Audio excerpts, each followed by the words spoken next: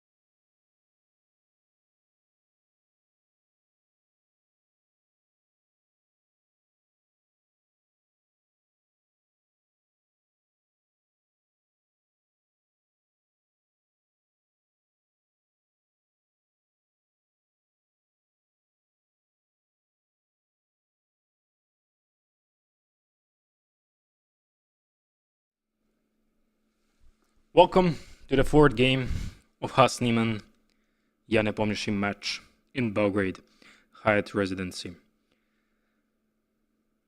What's up, guys? Doing well?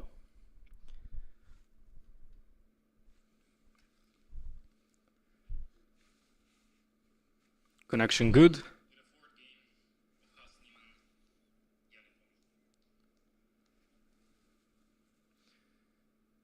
Yep, new playing hole. The current score is 2 for Jan, 1 for Niemann. This afternoon we're gonna have the game 4, and tomorrow we are already in the second part of the match in Belgrade. Earlier today it was a very quick game where NEPO sacrificed the queen and HANS managed to hold that endgame. But NEPO didn't want to risk and offered a draw to HANS Niemann, which he obviously accepted because the Niemann was the one that are on defending side of that position. And now we have the fourth game. This is the position actually from the first one. There's some mistake in the rounds. 1 second. Fourth game not yet started. It will be in a few minutes. Join ENDGAME AI to watch it live from their website.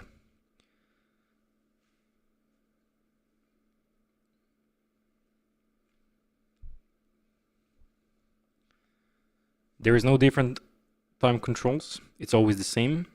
60 minutes plus 30 seconds without time control after the 48th move in the game. So experimental, trying to invent something new in chess. The location is in Belgrade, Serbia, Hyatt Residency.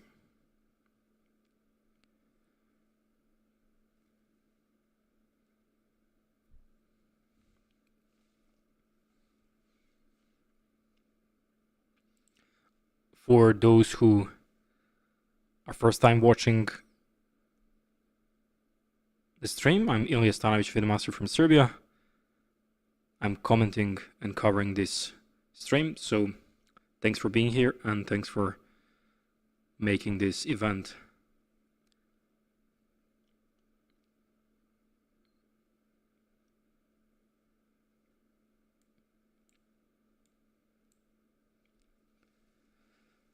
Your mic is quite bad, pickups away too much, please reduce the gain if you have it on it. Okay, let's try. How about now? Is it maybe here? Is it good? Maybe now it's better, no?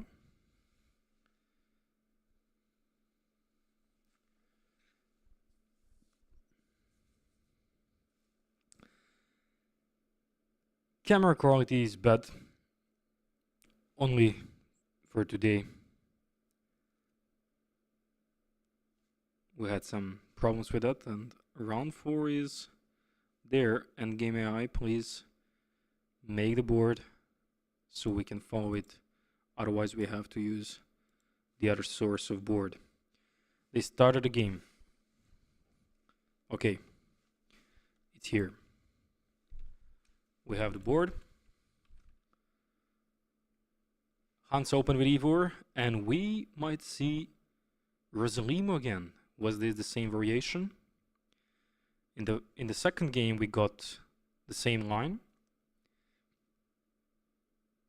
And let me make also the live board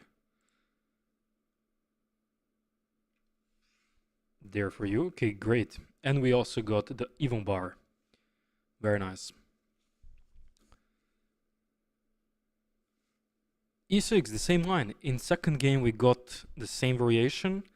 Will HANS pick something different now? Castling is one of the best lines. But he decided again. Are we repeating the same line? Will HANS opt for the same line that he did? D3 and then after queen c7, e5. Maybe he made improvement there. He analyzed carefully queen c7, but now he chooses actually to go for knight to c3. In the previous game, after the NEPO played queen to c7, HANS opted for e5, and after f6, we got this on the board. Bishop e5, so queen c7, e5, f6, bishop to f4, and this was what happened in that game. Knight to e7 was played, HANS castled, and so on. But now in this game, he chooses to go for knight to c3, and we are seeing first time Nepo thinking, because most probably he was not expecting due to the e5 the best variation. But HANS chooses to go for sideline, I would say. I don't know which one is more popular. Maybe we can check the database here. After queen c7. Oh, they want me to sign up, but I'm not signed here, so I'll skip that part for now. But because I cannot look database by not being signed up, maybe I can sign up in another window. 1 second.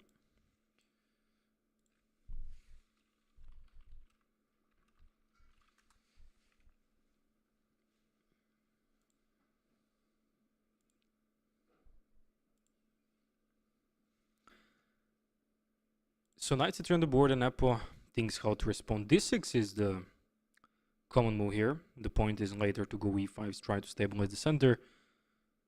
And the whole story of queen c7 is also prophylaxis, trying to see how white's gonna take his development and trying to push e5. Maybe also e5 here is possible. Knight c3, e5 is also a common move here, trying to fix the center.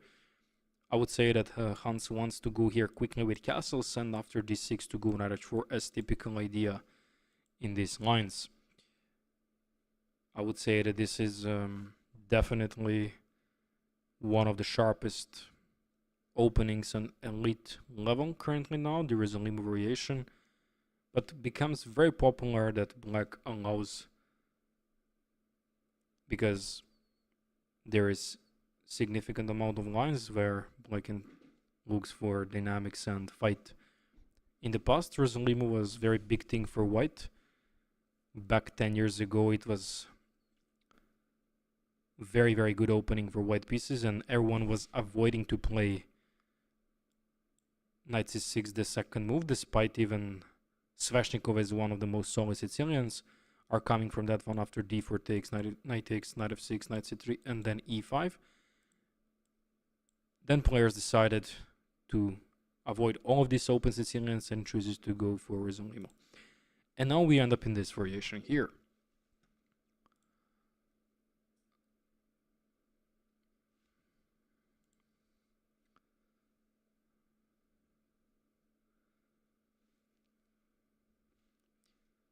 Undo it. Not this. Just for 1 second. So we can get the database.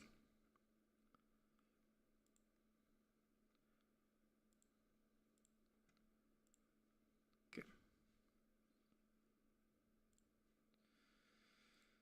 All right, so in this position earlier, castling is the most popular move here. Queen e2 is the second one, and knight c3 is actually on the 5th place of popularity. 31.6% win rate for white, 42.1% for black, but it's based only on 19 games. I believe this is the database for Masters. It's not the online database. And as the most popular move that HANS played in the second game, now he chooses to go for sideline and plays the move knight to c3. And actually Nepo is trying to figure out what's the idea for specifically for this move.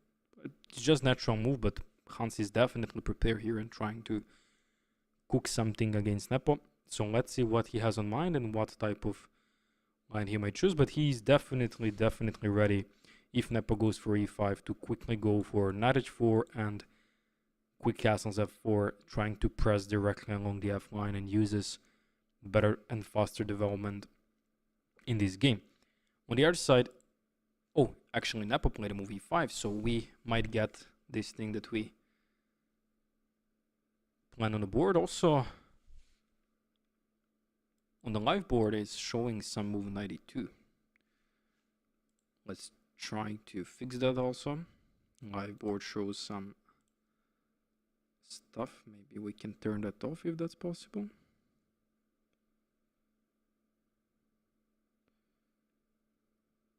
And Hans comfortably goes to castles. I think personally that this game will be very, very interesting, and that Hans will get a lot of chances in this game for sure. Amount of confidence that you can get from the opening segment, especially if you're better prepared than your opponent, is very important nowadays, and especially in the high level chess.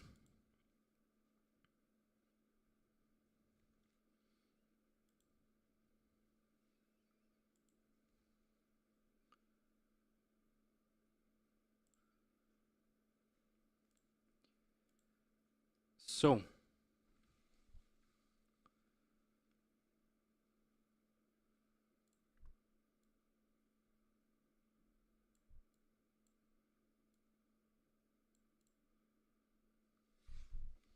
great. Alright guys, what is your opinion? Who I'm gonna take down this match? Who is going to be the leader in this match after 10 moves from this point?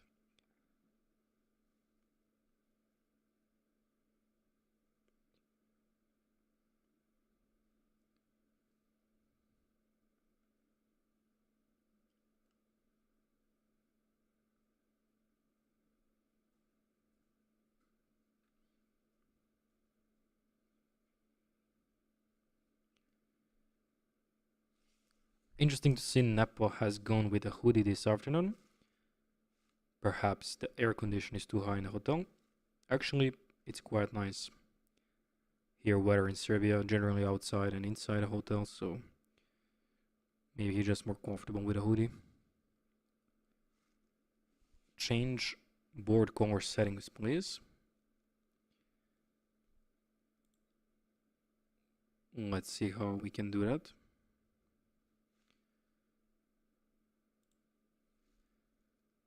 Board settings. Profile. Yeah, we can put some normal, I would say, green color and some pieces like this. And that's it. I think that will be better. Yep. I think this is better. And for the live board you have this one, so no worries.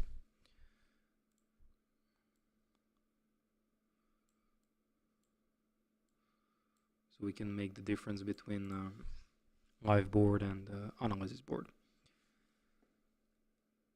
Yeah, for those who just joined us, we have the scoreboard here. NEPO lead in the first game. And after that, we have 2 draws in a row. Very shaky draw in the second game, where NEPO got a lot of advantage, practical advantage, and Hans defended successfully, which is very nice. And in the third game, NEPO also pressed a little bit, while Hans on the other side very confidently defended and led that game to the drawish endgame.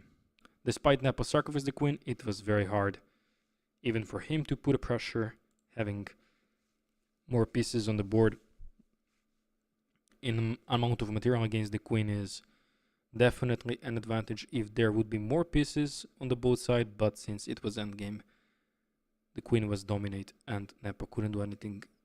They agreed on a draw, and result is currently 2-1 for NEPO. And Hans played the move b3. Typically, as we know in these positions, this is common move. The point is always to hold the bishop on b2 square and then press on e5. On the other side, the knight on c3 could be virtually placed at some points. Why? Because it's restricted because of the c6 pawn. So technically, knight would be better placed on c4 here, so we can create some tension together with this knight and this bishop. But the reason why Hans put a knight there is most probably to get with some sideline idea and confuse NEPO for the rest of the game. And I believe that after bishop to b2, maybe his plan is to move the knight on a4, but after d6, then knight simply doesn't belong there. Maybe he wants to bring the knight on e2 and then on g3, or he just wants to move the knight, go f4, and then knight might replace the pawn on that square in the future. So yeah, we're gonna have a very intense game.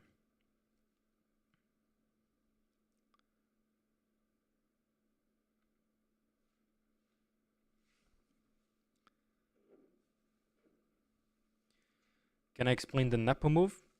NEPO pretty much wants development, and he is looking forward to go for d6, maybe even f5 quickly, then knight f6, because these type of positions are known that black has to generate some counterplay as soon as possible before whites take the action and controls the f5 square. Otherwise, Hans will have a very interesting game after pushing the f4 pawn at some point. Was this Rosalimo? Yeah.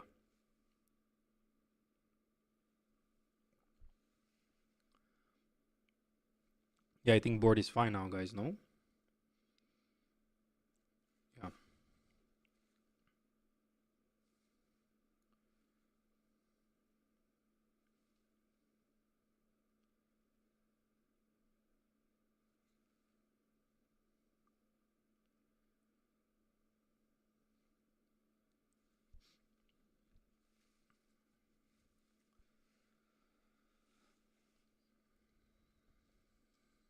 d6. He wants to get the bishop out. Also, this pawn protects the center. Despite having the double pawn, this pawn here is actually beautiful because it controls the d5 square where this knight can land. That's why I mentioned earlier that this knight belongs better in d2, so he can actually put a pressure on the certain potentially weak pawns, while this here is controlling and outshining the knight currently. And Hans goes directly for knight e2. Hans might be already still in a prep. He wants to get this guy here, and he wants to get maybe knight on d2 actually, to c4 and then to push f4. That's maybe the Hans idea. So if you get something like, let's say, knight to f6, bishop to b2, let's say short side castles, I would say, then maybe something like knight e2 and then f4 could come followed by knight c4. That's actually maybe what Hans wants to do.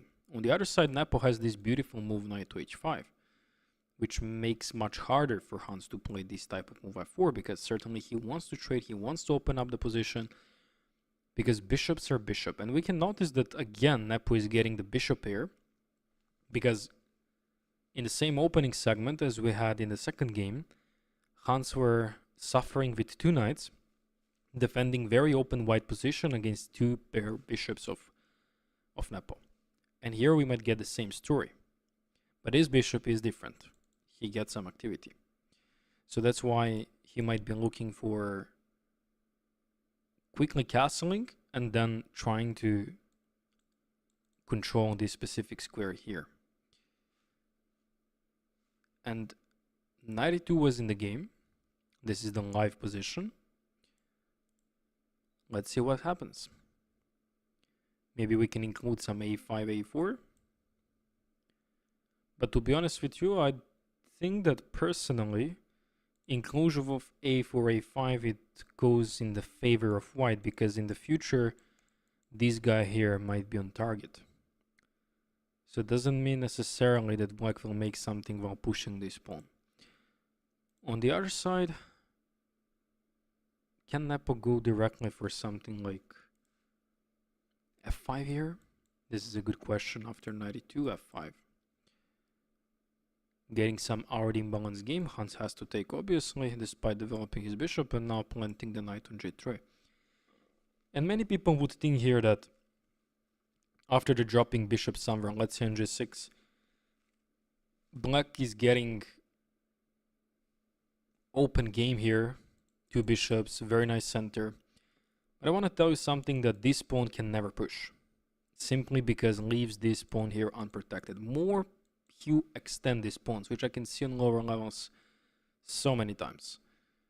d5, d4, will just create significant weaknesses, and this pawn will be very, very on target. Also, you're creating the c4. Like, you can maybe play d5 in some positions if you want to get some tactical blow in the center, but you have to be very careful how you push this pawn. So NEPO will be conscious about that 100%.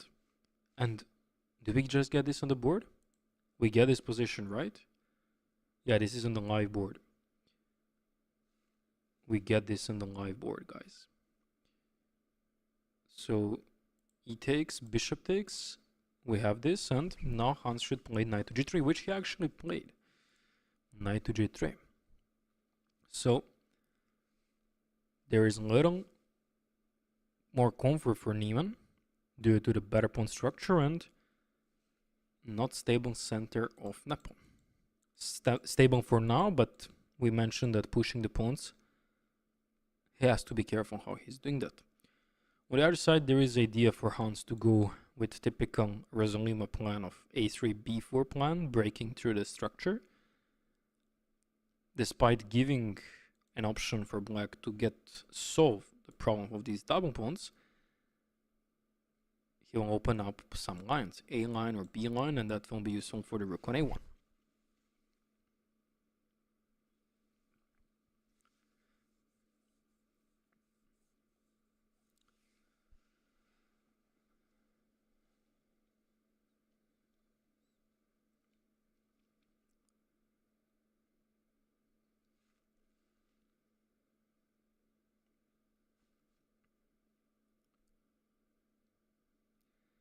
For those who just joined us, the third game went in a draw, where NEPO had a slightly preferable endgame, but Hans held it very strongly, without any doubts, and NEPO just decided to offer draw, take a rest for the second game, and then try to make some dynamic play with the black pieces. As you see already in the game, quite a lot of imbalances. Bishop pair again for NEPO. Hans having nice time currently with his knights and controlling these light squares.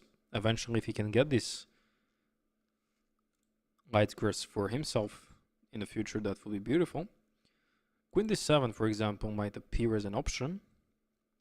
Also, knight takes f5 is possible here, but can we just continue developing here and like playing rook to e1 maybe, and then going queen to e2, trying to control the center better, or just going something like queen to e2 directly? It makes also a lot of sense.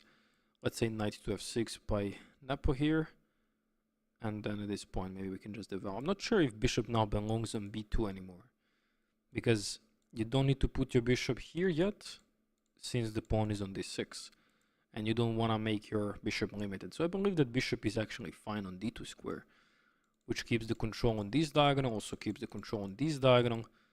Rook from a to e1 will come, and then we're going to put significant pressure on the e line. Of course, non-sacrifices exist here yet, because NEPO will just castle at this position. Most probably we might have this trade, and then something like knight g5, knight e4 to coordinate this knight better at that position. Trading the knights could be possible, and then start putting the pressure on the d line if they make it happen. So after knight g3, NEPO thinks, because he has a lot of options, he can play queen d7, he can play bishop g6. Bring the bishop all the way back is a little bit passive, but it's also possible. Bishop to e6 is apparently not the best idea, because you're simply putting the bishop on the e line, where it gets directly into the potential sacrifices once you have unprotected piece. Like, you already start thinking how you can punish your opponent for that. Specifically, the d4 breaks could appear after you have the rook on e1 or queen on e2, let's say. d4 breaks are already possible later.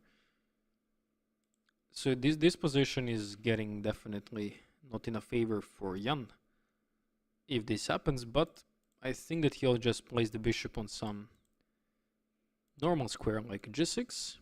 e6 is also normal, but it's on the line of the very big X right here. Also queen d7 or bishop g6 might come, and the position will be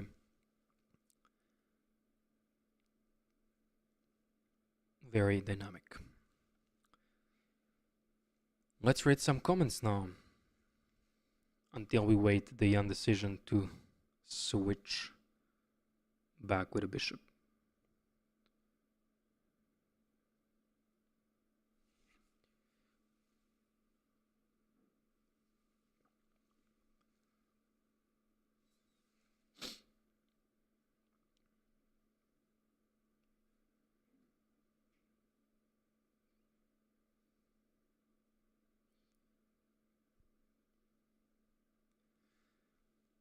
Okay, you don't like the color of the board?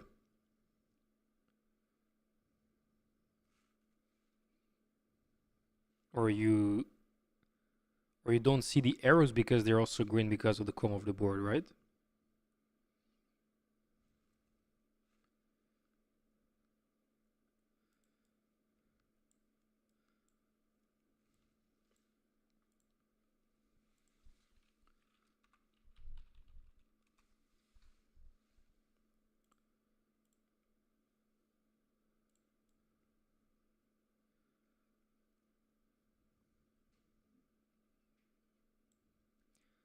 This position will be a sharp position or slow position. No, this is very slow position. If any side goes very straight away with some ideas, with some direct moves, direct threats, direct trading process, this will be most probably painful for that side because white has to improve the position. White has to develop. White has to use this strategical domination on e4, c4 square to bring the rook to the game, to look after where this bishop can come and so on. That's actually how they should, how the Neiman has to react here. He can't go with concrete ideas here. That will just show another impatient side of him in this game. So that's what I think. Okay, I think I changed the pieces. Now it's, oh, this is too darky. This is too dark board, right? Is this better board or no? Or I should look for another one? Is this better? Now we have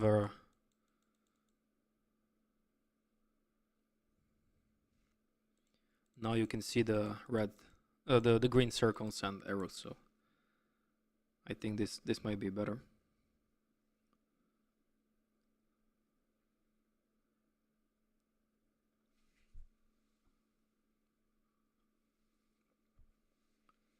It was better before.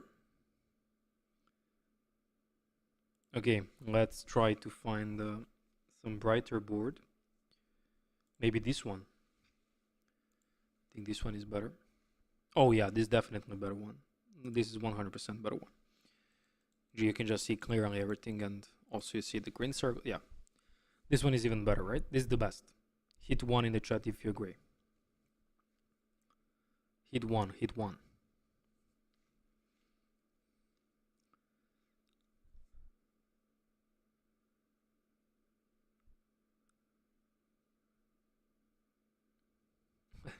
Let's change board style every 10 minutes. It is fun.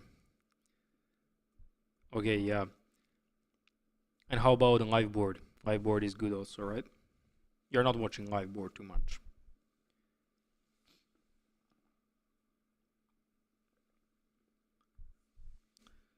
So he dropped the bishop back to g6.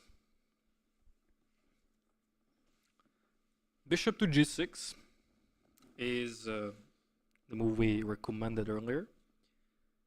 And Hans is not waiting at all. He's definitely deciding in this game to speed up a little bit on this clock because he understood from the first two games. In the third game, he didn't have the time scramble problem, but in the first two games, he definitely had. And the importance of playing fast in the opening, if you know the opening segment very well, is to play as much fast as you can. So that's technically what he did in this game. 12 moves in the game, not below 1 hour, NEPO 46 minutes. Definitely Hans is the one that starts pressing here out of the opening and getting slight more comfortable position. But okay, there is nothing concrete, guys. Don't get excited too much. The things can get changed very quick. And NEPO goes for knight at 6. Let me check the database and see if there's any game here. No. In the Masters database, no. Maybe online games there is, but technically speaking, no moves, no database moves. In this position, there is only one game played by Girianish and Darda Daniel 2 years ago in Olympiad in Budapest. And I think Giri was with the black pieces, yeah, I think, yeah. And he played knight f6. Then knight g3 happened in that game, then castles and so on. But in this game, we have something different. F5 move, takes, knight g3, bishop g6, queen e2, and Nepo decided to go for knight h6. Will we get another game where Hans will fight with 2 knights against 2 bishops of Nepo? But in this case, it's much different scenario. If you remember properly the second game, you would notice that bishops were much more open and had very strong diagonals in that game. Now, in today's game, it's completely different. Knight could be more powerful due to the bad bishop on e7. So knight h6 is potentially strategically bad move because Hans can actually go after this knight, and after pawn captures, Nepo will suffer because of 2 double pawn structure. I'm not saying that Nepo is lost here or something.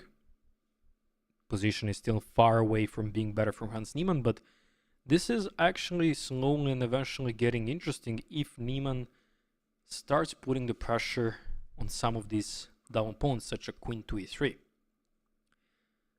And if they don't defend this pawn, that's it, game over in terms of pawn material. Pawn is very important here, especially the h6 pawn, because he controls the g5 at least. He has to play something like h5, I would say. Castling longside would be also possible, but okay, he didn't want to take. After knight to h6, he actually played a move knight to g5. Unfortunately, he did not take that knight. Maybe he remembered, maybe he got nostalgia from the second game where he really suffered, and on the end he actually defended, but he really suffered in that game, like spent a lot of time being in a time scramble also, and he didn't want to commit the trade of bishop takes h6. Beautiful chance to try that out because it's that definitely different position.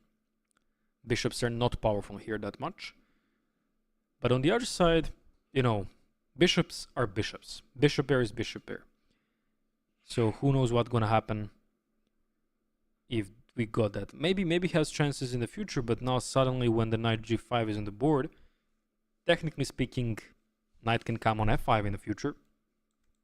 Currently now we have a threat of knight e6, where queen will suffer and pawn on g7 will suffer. So that's how Hans Niemann is threatening, but I think queen d7 is a very easy move that eventually Jan will find, and maybe the idea of Hans was actually f4. So he wants to maintain the piece material and try to open up directly to destroy the king in the center. Because now if the castle's short side and we can take on e5, let's say we're gonna make some trades here, queen takes or maybe knight takes, maybe queen takes is just enough. And if they would take back here, this will be very bad pawn structure for Nepo. Technically speaking, Hans is the one that prefers now the endgame here, to trade off queens and keep these good knights on the board, because in this position, bishop pair is useless, especially the bishop on e7, because he's completely restricted by the pawn on c5, and he doesn't have this open diagonal, so he would like to get the knight on e5 here. On the other side, after f takes e5, rook takes f1 and queen takes here, maybe he'll try to bring the other rook with tempo first, but I believe that Hans will just move the queen some or queen e2, or maybe just something like knight to f3, where he definitely has an amazing game.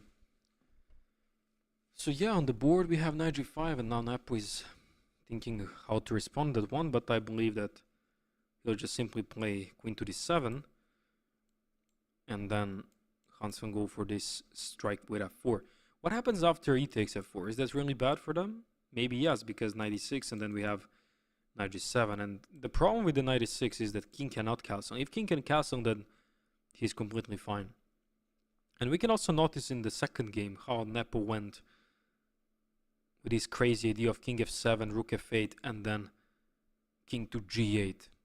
Because, or the rook was already on f8 and he just played king f7, king g8, which Hans completely missed. This king maneuver was interesting. Now here this is not possible, because if you play the move king f7, you just lose the game by rook takes f4. So I believe he might try bishop f6 here. And I'm already seeing that many people will go crazy with the exchange sacrifice and start doing some stuff for the king, because you can notice this, you can notice this is open, everything is open, and definitely they're in a significant trouble.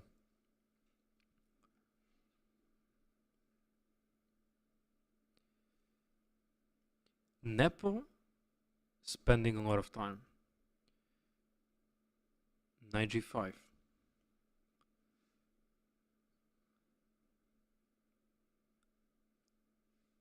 Burning a lot of time here. For some reason, clock is frozen, so please, developers from ENDGAME AI, work on that. We want to see the exact time of NEPO's clock.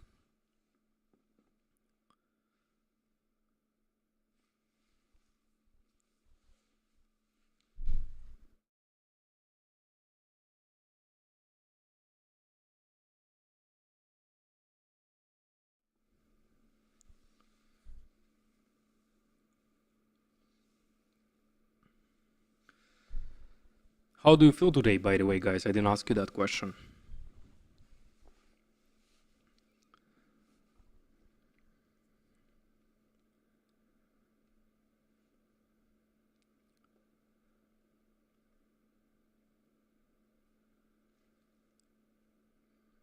Many people ask the question, what is the reason of the quality of the video so low?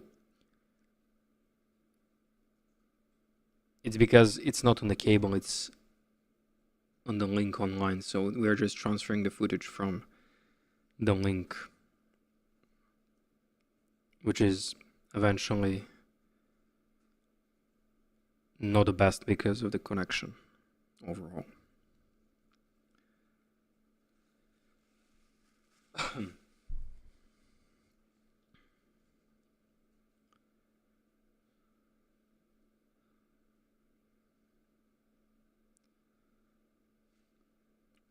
And we got knight on f5. Knight on f5 played in the game. Let's take a look. So we see knight g5. Oh, many things happen very quickly. Knight f5. Wait. Wait. Knight f5? Wait. Did just... Oh my god. Hans missed 96. Plus 2.3. What's happening? He went so quickly with queen h5. Takes and queen h5. As you see on the live board. So wait. What happens? Knight g5, queen d7. f4, bishop. No, this is not a... Oh, this is the real game. Okay. My bad, guys. My bad. Okay, it's a little bit confusing here. What's the live board sequence? Okay, yeah, this happened. I thought that in this position here, after knight g5, NEPO went knight f5, and that he missed knight e6, and that after this trade he's simply like losing the piece here. Okay, he's not losing the piece, but he's definitely losing the control of the game. But actually happened this, and then f4, so queen d7. They made trades, knight f5, takes, and then queen h5 happened. Bishop g6 is played, so okay, now this is completely different. Now this is completely different.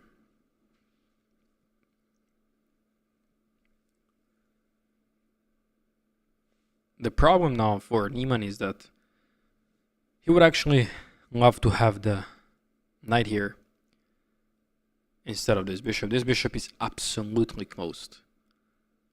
Absolutely closed. I don't like the decision. What really happens in this game? Why he had to go for this? Can he do something else here? Okay, maybe actually this was the only way. We missed that NEPO can actually take on g5. This was the reasonable take. Knight f5, we just made all of this trade. But here, does he really need to go for this? Can he play something else? But maybe, yeah, because if knight e4, then this knight will be packed here on d4 square. So technically, yeah. So now we are here in this position. I believe that Niemann will bring the queen somewhere where it could be very useful. If he goes on f3, he's definitely not allowing castling, and castling longside could be also tricky because, as we mentioned earlier, there is very certain a nice break. Like, we're just gonna point out that definitely Niemann can think about a3 and b4 followed by bishop b3 and then just simply putting all his pieces on the queen side, while the king side is pretty much safe. But the king has to go somewhere, right? He can never castle, that's the problem. By the way, if the king is on g8, then black is more comfortable in this position. 100%. But king is in the center, and that's the biggest problem. That's actually why maybe Niemann went for this position.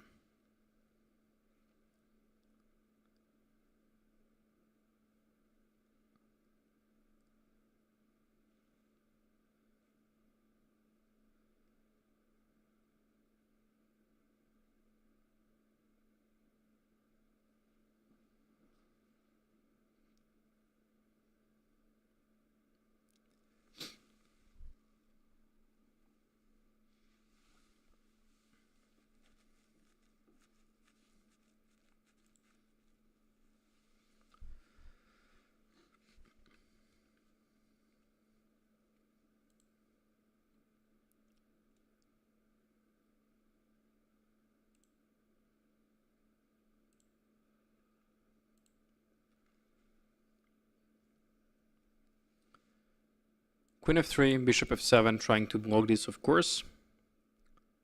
And then short-side castles. I think he might be just in time for that. Can we get some counterplay? Quick counterplay, but eventually they'll manage to castle. Bishop to e3, short-side castles. Queen to g3 or queen to... But queen to e4 will run in the future for this, but maybe he wants queen c4. But okay, just king h8. Maybe queen to g3, bishop to g6, some improvement, like h3 maybe, just for the future for the king, but I don't believe that Hans can do something in this position. This looks very dryish. And both of them cannot do anything. So yeah, I think that this position is not so much grindable. That's my opinion. I don't see the way how White can directly press or something. Maybe he can do some slow ideas. As we mentioned earlier, like idea of a3, b4 as a typical one could arise, trying to break through and open up this rook on a1. But on the other side, I don't see the big problems for Nepo here. Eventually, he needs some time to castle.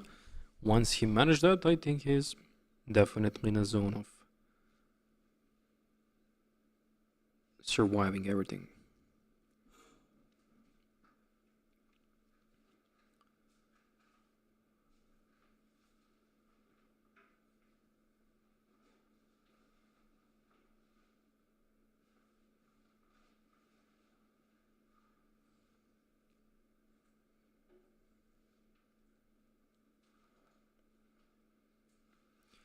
For those who just joined, the scoreboard is for Nepo.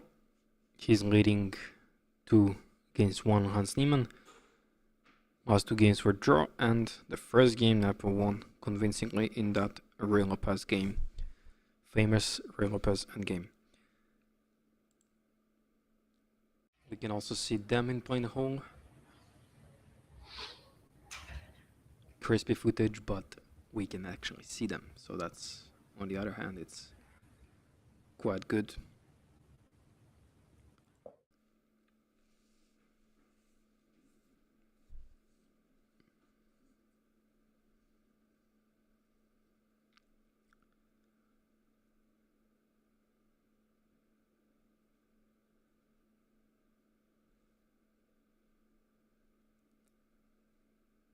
What is your rating, guys? Can you type in the chat so we know who are our listeners? What is your rating? And do you have Endgame AI account? That's even better question.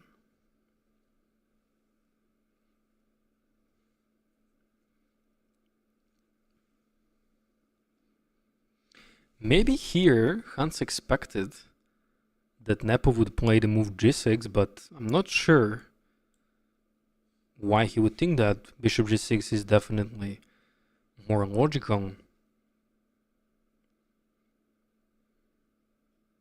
This is just creating the dark square weaknesses that can be exploited by queen h6 or something like queen h4 and then just go for h3 g4 and then f6 is always a good entrance for the rook in the future. So I'm not really sure if he go for it. Of course not, this is just mouse slip. But yeah, bishop g6 is on the board and he suddenly starts spending some time here. 59 minutes for Niemann and 42 for Nepo. Nepo is quite confident again. He survived the opening segment. And now we just have normal position on the board.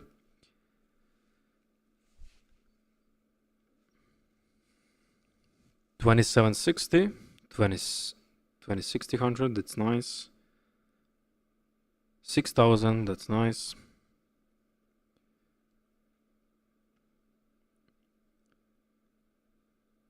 $2,045 on endgame, yeah, that's very nice. 250, yep, hope you're gonna get better soon. What is main difference between FIDE Masters and International Masters like you and Grandmasters like NEPO and HANS? The main difference between FIDE Master and International Master, it's not a big one actually. I think International Masters are, let's say, more solid players. Obviously everyone is taking risks, but nowadays if you want to win the game you need to make some playable positions, some dynamic game. And that's why I think to get to the International Master level you need to be very good in calculation. So I believe that all segments are included, not necessarily like, let's say, the endgames. I believe that endgames are basically area for all chess players that are weakest spot. Like for all chess players, even grandmasters. Obviously there is exceptions, but endgames are definitely the most terrible segment of every chess player area. I had a situation that I was playing some, let's say, 1800 or 1900 player, that he comes on the board and blitz out, smash the table with some 15 move line variation and Sicilian or something else. And then after in the end game he just made the most beginner 1000 level mistake in endgame for the rook endgame or anything else, and that's usually how these games are ending. Nowadays everyone is familiar with the opening segment, everyone knows the line, everyone knows the tricks. And I believe that's why HANS built up this project about endgame AI. He wants to increase the knowledge of people about the endgames. So sign up, make the account if you still didn't. And of course the difference between International Masters and Grandmasters are also huge. I think it's even more than FIDE Masters and International Masters. I think it's a matter of experience also. More you play, if you eventually just play and just get experience, I believe that like 10 years of playing will give you a very good level of chess. Of course, in meanwhile you will learn a lot about your game, what you need to work on. But by just playing you will learn many stuff.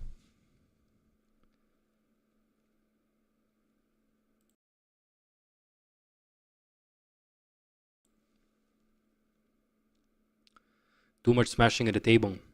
1 second.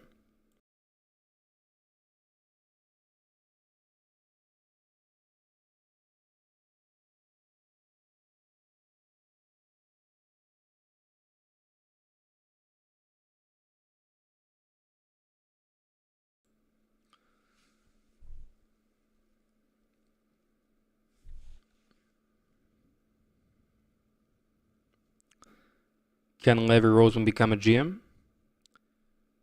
I believe he can. He definitely shows the very strong play, online play. He has very good intuition. He is definitely one of the best players in online chess. He crossed 3000. Like, who can cross the 3000? There is maybe 100 people that managed to do that. Okay, I don't know if I made misinformation now with this, but there's actually very few people that cross. For example, 3200 and 3000 is also very hard to cross. So my chess.com rating, for example, is 2800. 28 pick, 27 consistency. So 3000 is huge, and I believe that with a consistent work and discipline, he might become. If you only focus on content, that's so distraction. So, and you know, nowadays is important how much you want something. I believe that you can become anyone if you put in the work and you really become that thing, you know? Like you literally need to breathe that thing if you want to become something. So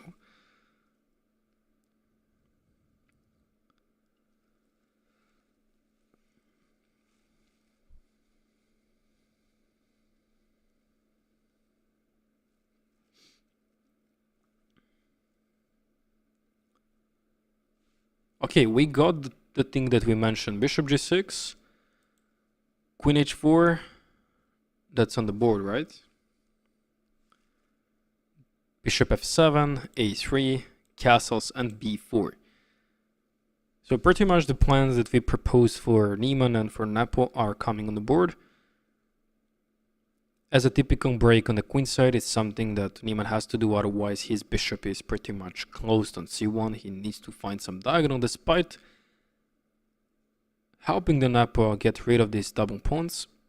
A line is getting open for the Niemann, which is good, and this could show very good and consistent counterplan. Like for example, bishop to e3 now has a lot of sense here, and the counterplan on this side of the board can get big. And the reason why NEPO is in most of scenarios very safe in this position is because we have opposite color potential endgame bishops.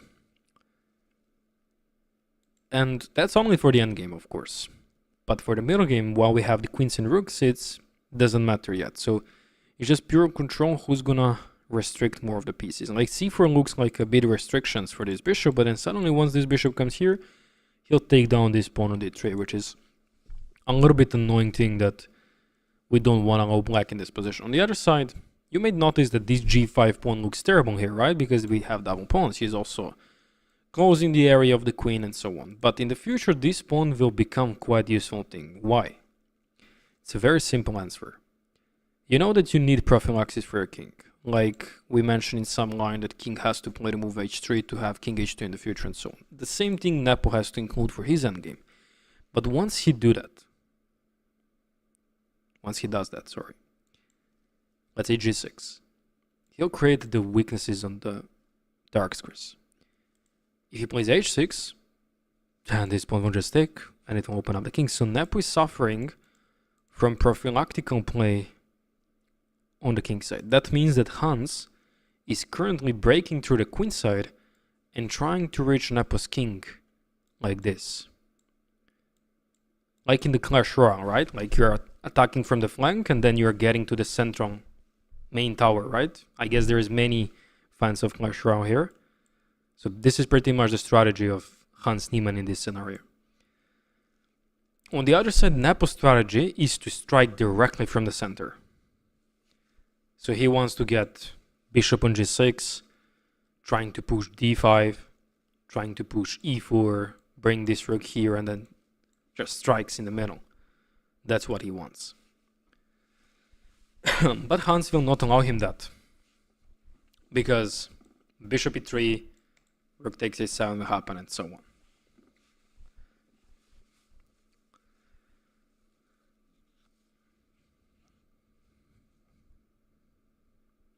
Hans also talked about Clash Royale in comparison in chess. Yeah, literally, I think there is one viral video that I watched recently when one guy, I don't know, I don't understand because I don't play the game, but I know it very well because I see people around it play it. And this guy, I think he is like one of the best players in the world in that game, and he, I guess, used the timing when he played it, no? Some move, like he put something and then people went like wow in the chat, because timing is very important in chess also, and is any game where you have 1 versus 1.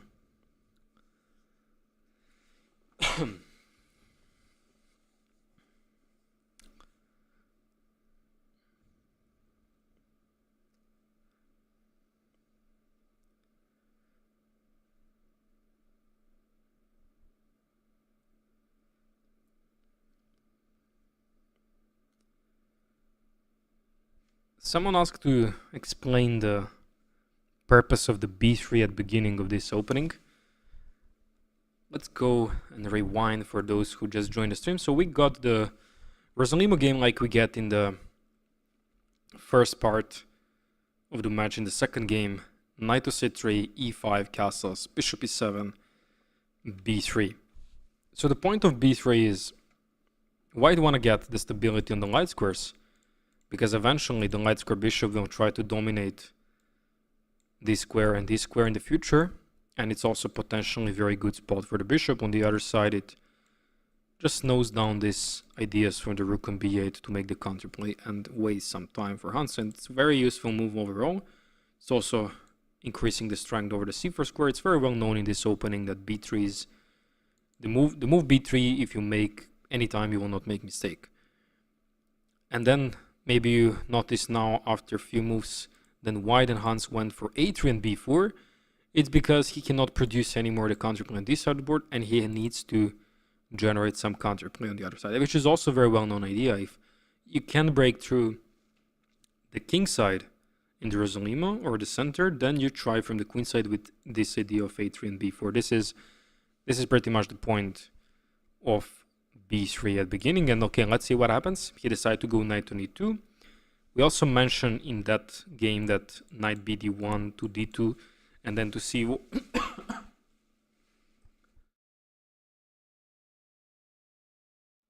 Sorry guys. So knight b1, d2 and c4 is pretty much the idea for white to get and put some pressure, but he chooses knight c3, where NEPO actually spent a lot of time trying to actually see what Hans wants to do in this position. And then he won knight e2 after f5, where NEPO most probably surprised a little bit Hans, but it's not a big surprise. Maybe Hans just didn't expect this move and maybe didn't check it in preparation, but it's quite straightforward now after this that this knight comes to g3 and NEPO uses the momentum of, like, this is the last chance for him to play the move f5. Otherwise, if this knight comes on g3, it's very hard to play that move. Like, you don't really want to play g6 and f5. This will waste so much time and also expose the king side. So this is pretty much the only chance. It's quite also well known from the structures like Sveshnikov and Kalashnikov Sicilians. E takes, bishop takes, knight g3, bishop g6, queen to e2, and in this position NEPO played the move knight h6, which is quite important moment of the game where we're gonna ask definitely Hans. I want Hans win this game. I want Hans in the lobby, in the studio, to analyze the game together with me here. Hopefully he'll have the time, and I want to ask him about why he didn't take the knight on h6. Maybe I think it's more like a psychological purpose, because in the second game he played also against the bishop pair and it didn't went well. And maybe that was like nostalgia thing. He didn't want to enter the same position. That's why he chooses to play queen to e2. Sorry, after knight h6 he chooses to go knight g5. And then eventually now black has to defend on e6 by playing queen d7. f4 by Hans, forcing line with bishop g5. Pawn takes, knight f5. Simplifying more and then getting queen h5 check. Forcing the bishop back and placing the queen on h4. Bishop f7, the point of that move is to get the castles, so he can block the line. a3, castles, b4, c takes b4, a takes b4. We mentioned already this, the counterplay on the queen side, quite important. And bishop to e3. That's where we at now.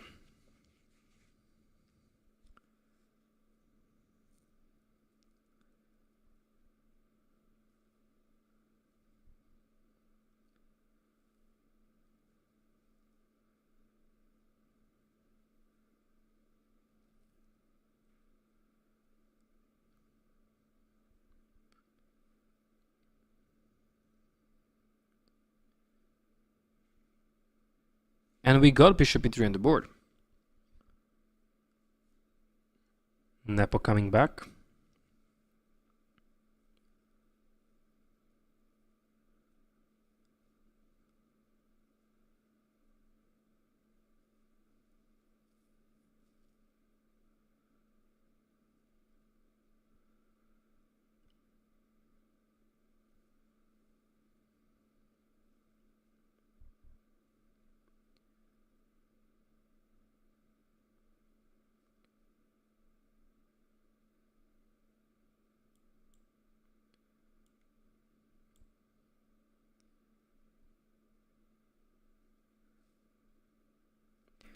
When you're 2730, 2750 range, it's hard to play tournaments because in opens, you lose a lot of rating and win a little money. And you don't get invited to big tournaments. That's true. That's why Nepo and Neiman are making this match, challenging each other's. And I agree that when top player joins the open tournament, it's quite big risk for him if he's not well prepared, if he's not ready to fight young prodigies that are purely unrated. Even some 25, 24 people could beat 26, 2700. It's not any more surprising, especially nowadays with all this accessibility of the engines, cloud engines, and generally that helps the opening preparation.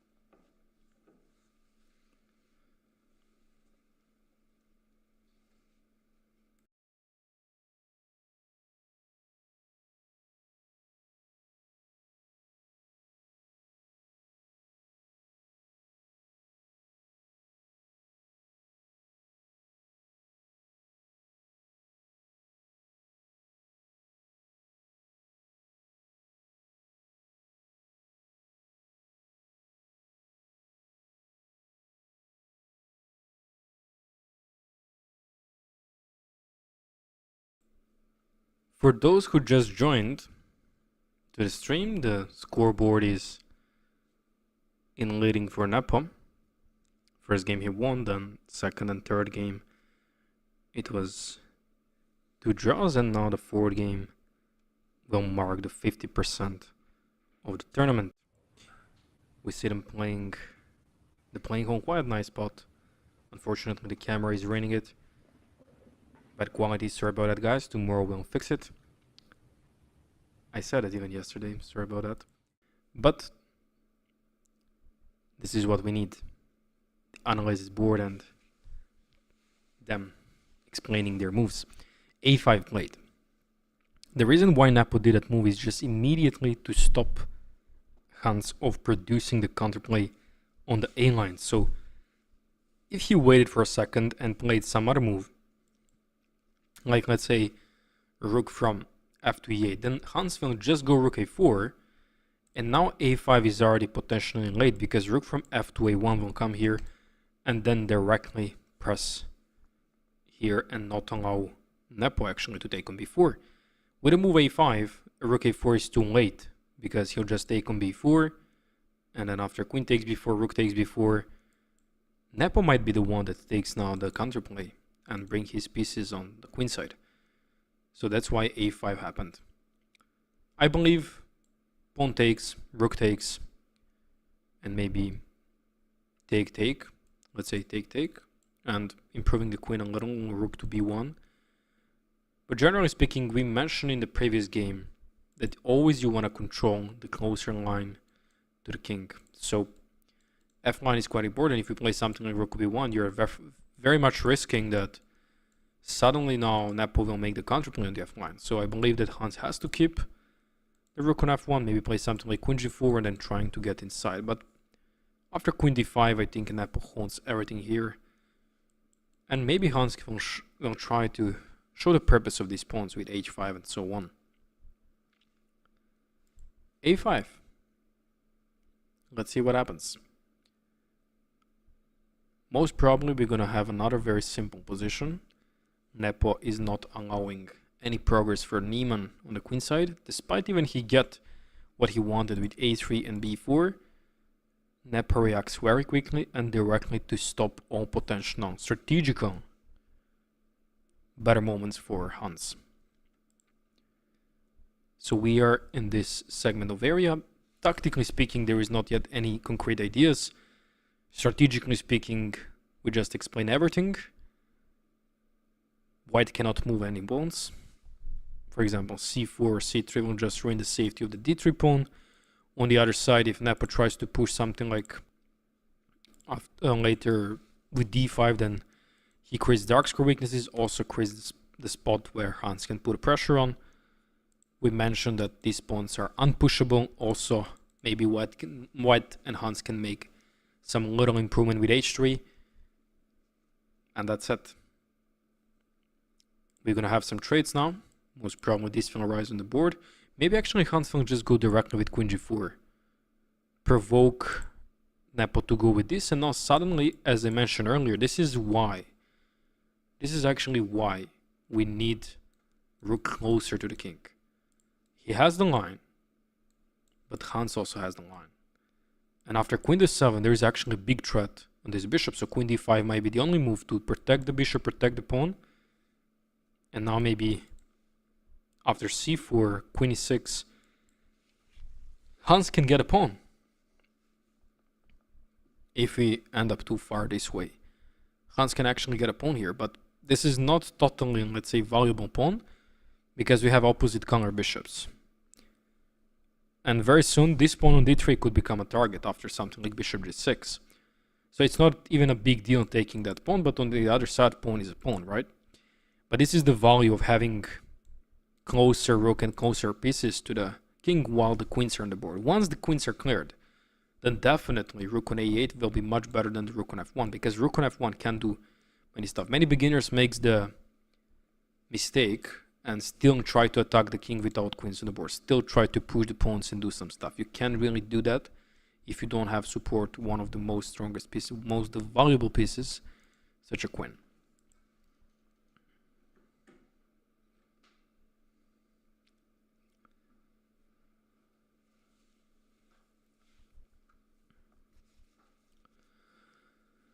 How do rate their play so far in the match? I believe that NEPO is playing really strong. Really strong. He also won recently Sardinia. I think he also performed very well in another tournament. But I forget where he played also. But Sardinia he won, right? And he decided to play this open. Oh yeah, he also won recently Aeroflot in Russia. So two very strong. I like Aeroflot and Sardinia are one of the strongest open tournaments in the year calendar of chess. So NEPO is really playing strong. He's actually very confident. Yeah, he drops a lot of rating recently, but his game is so good.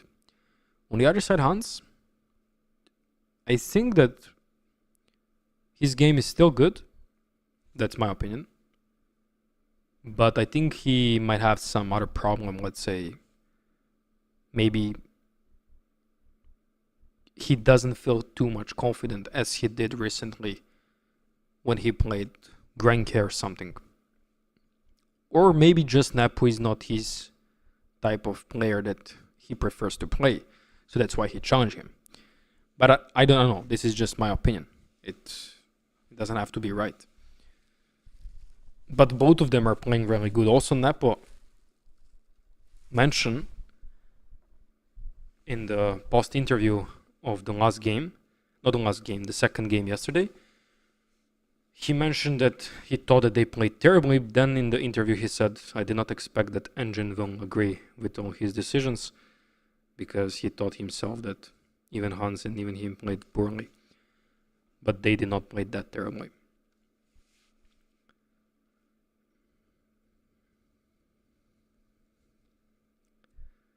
Eleyah, one question. How you can speak that this much? I don't know.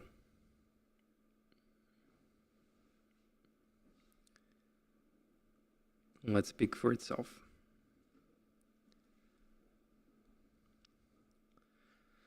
Hans needs to learn how to press on these small advantages.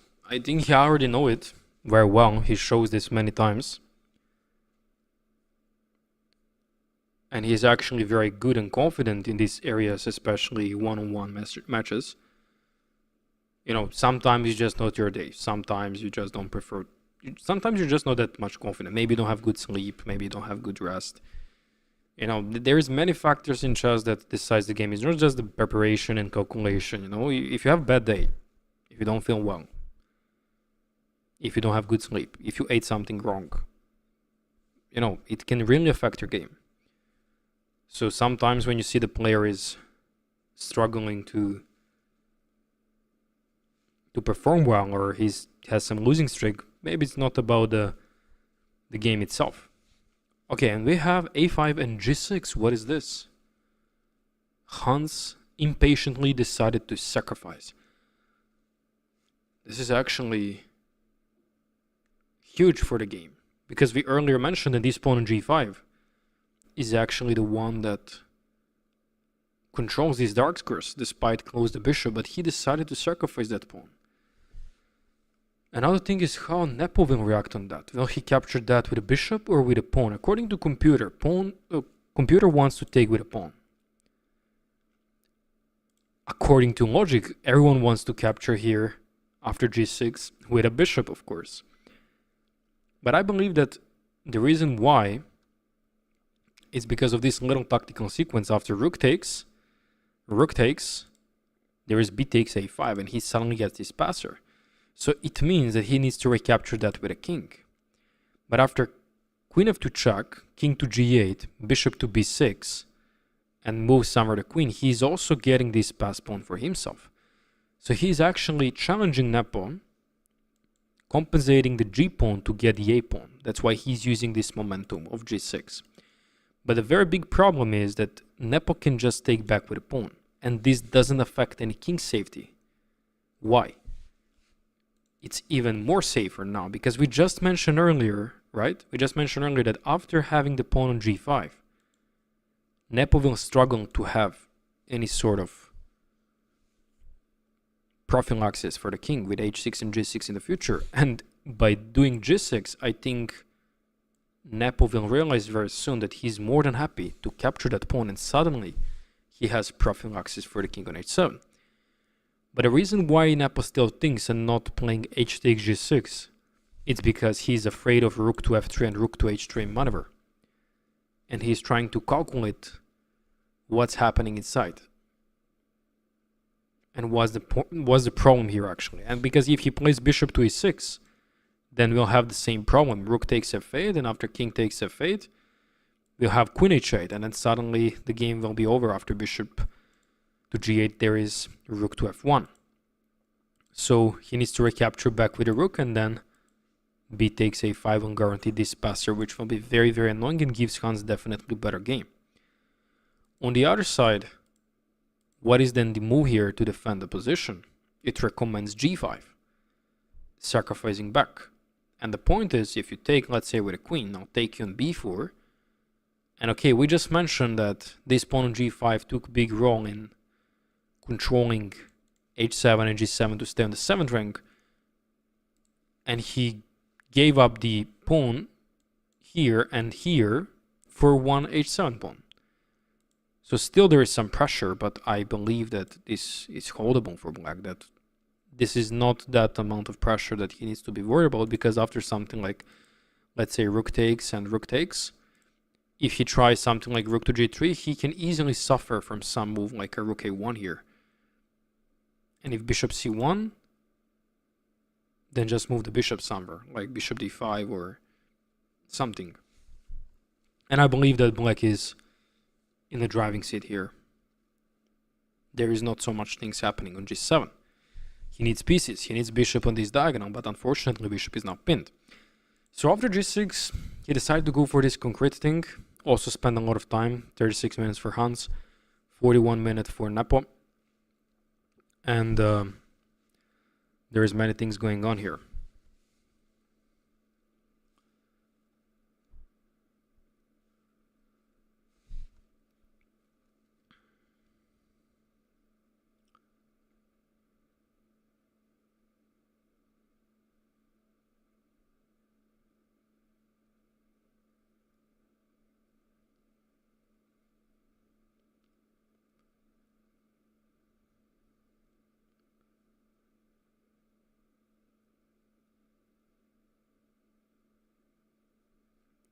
Someone said that if you want answers from Eleyah, go to HANS on YouTube. He's not reading Twitch chat. I'm reading everything. I just can't read everything at the same time.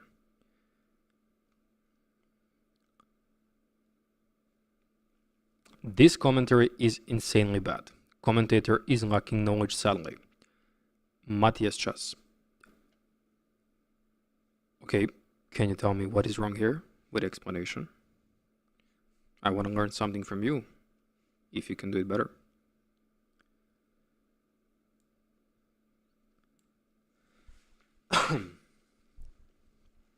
Don't listen to the haters. I actually like them, so I want to hear them.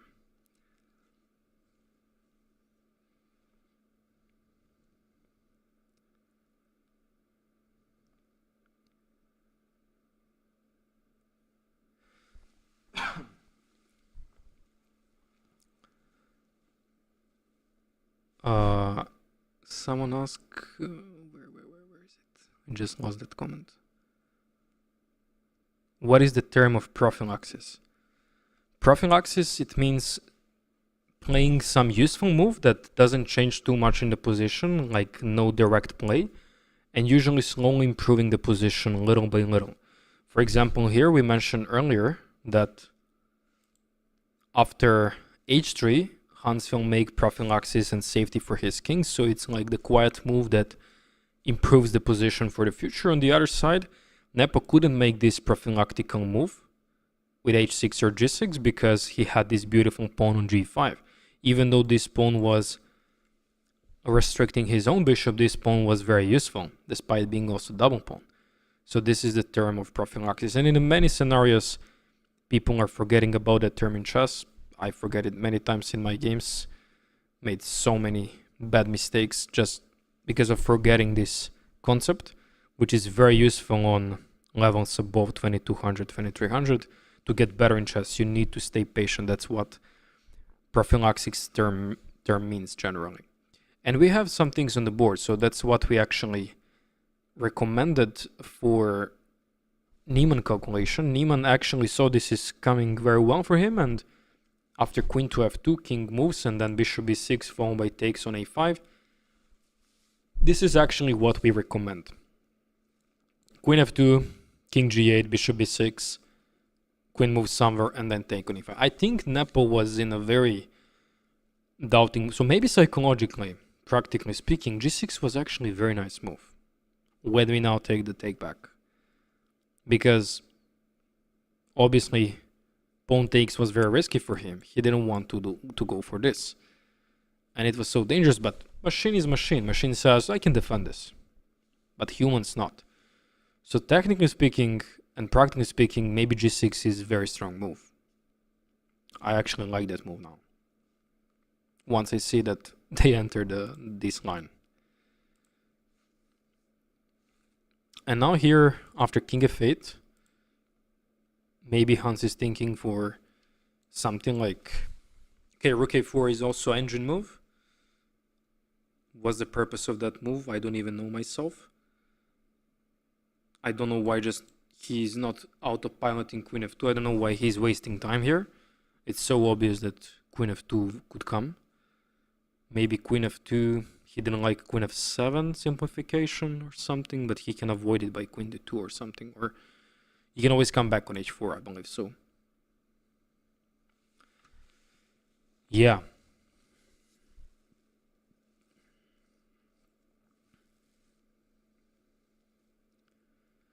If you were to discuss their style differences, what would you say? I recently learned a lot about NEPO style because I started watching his games because one of the coaches and one of my friends recommended me to watch his games because it's very connected with my style. So it means that NEPO has very attacking dynamic style with white pieces. He likes for very sharp lines, very good theory. And I was watching his games, so I can say that NEPO style is very dynamic and very aggressive. On the other side, Neiman is very solid. And he likes to play for small improvements. That's why we see that he plays Rosalimo. He also played Berlin. So he's more going towards the end game, trying to outplay the opponents in the long game.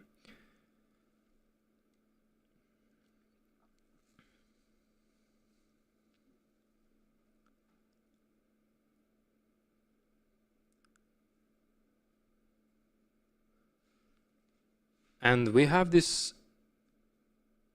He actually decided to take on a5. Why he just gave up the pawn? Wait. What is the problem? Did he blunder something?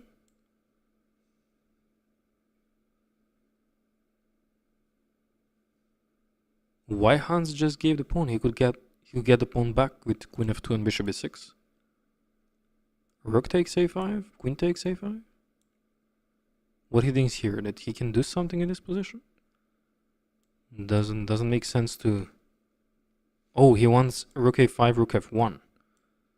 But okay, king g8. And what then? So Hans is suddenly pawn down.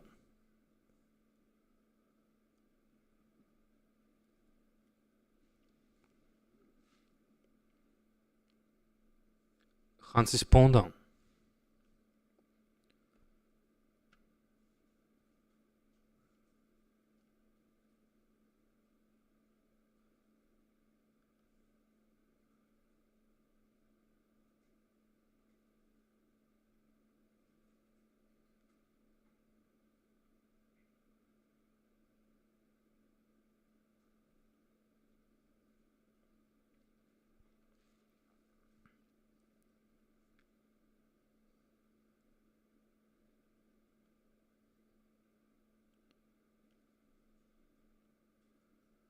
Thanks guys for beautiful comments. Suddenly thousands of you are writing. I cannot read every comment here, so I'm doing my best to read interesting comments.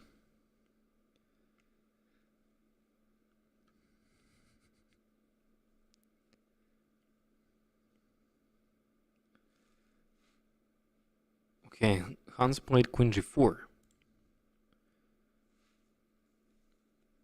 So makes sense, he wants to get a queen here, and if he plays queen e7 to protect the square, then queen c8 might be a very unpleasant move.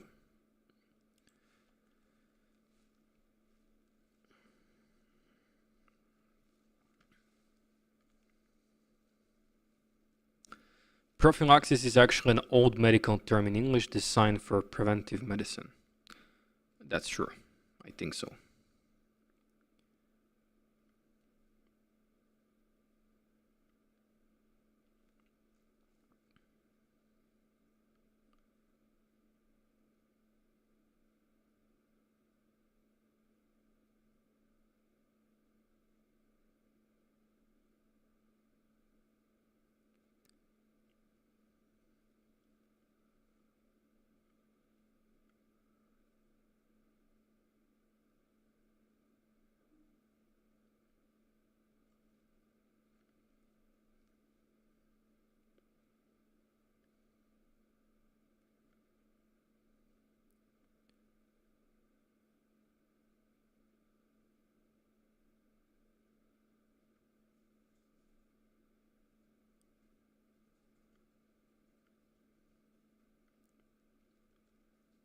h4. This is really interesting. h4. Very nice move. Getting pressed on the king side. h6 is coming after that, trying to exploit his weaknesses. Yeah, it's getting intense because we already mentioned earlier that Rook on f1 is doing an amazing job in attacking and helping the queen and bishop to exploit. Is that worth of sacrificing the pawn earlier? We're gonna see it because every single game Hans, for some reason, are little by little sacrificing something. I didn't see that NEPO doing that. NEPO was usually waiting and counterplaying back because Hans was making some risky decisions, as we already know. So this is going to be also an interesting game. At some point it might get even more intense because they're both sooner or later getting under 30 minutes. How do you find your style in chess? I struggle with this. You have to analyze your games with someone who is like expert in this game, and they will help you with that for sure. But if, let's say, if you are already yourself good player, then maybe you can also figure it out yourself. Like, just watch your games, see what's your main weaknesses, see where you're good, how you win the games, how you lose the games. That's very important. Like, when you're analyzing your games or the other games, you're trying to look, how do you win and how do you lose? Do you win more in a solid way? Do you win by checkmate or tactics or something? That's, I think, how you figure out your style.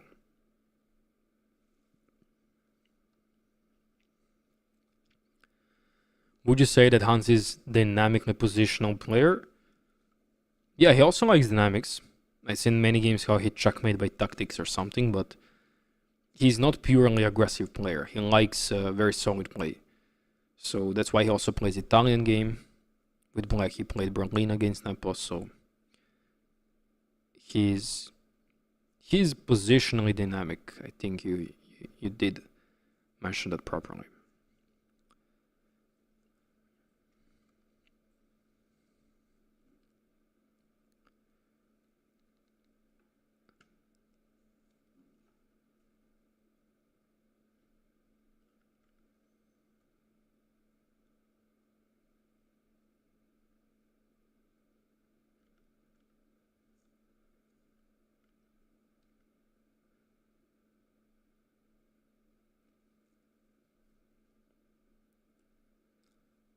Eleyah, what's your beard routine?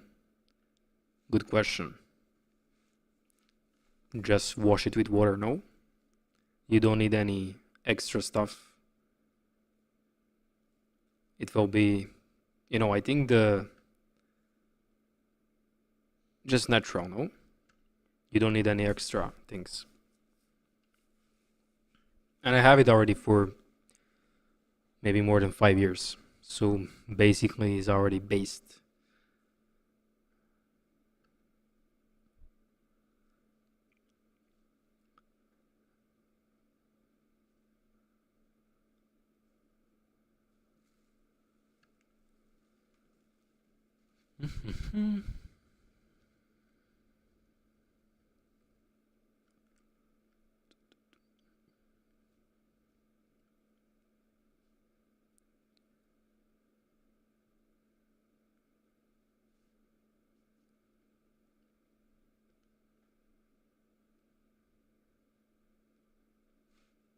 Queen c8.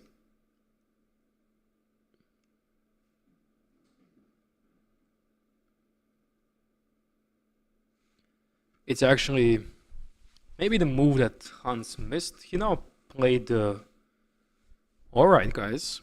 So I think that maybe Niemann actually missed some stuff, and he now has very big task of defending this slight worse endgame where he's just clear pawn down, but he has this benefit of opposite color bishops.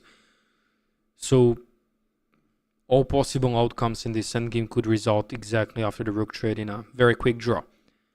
But NEPO will try to definitely press more here. So what will be the strategy now? This is actually quite interesting endgame.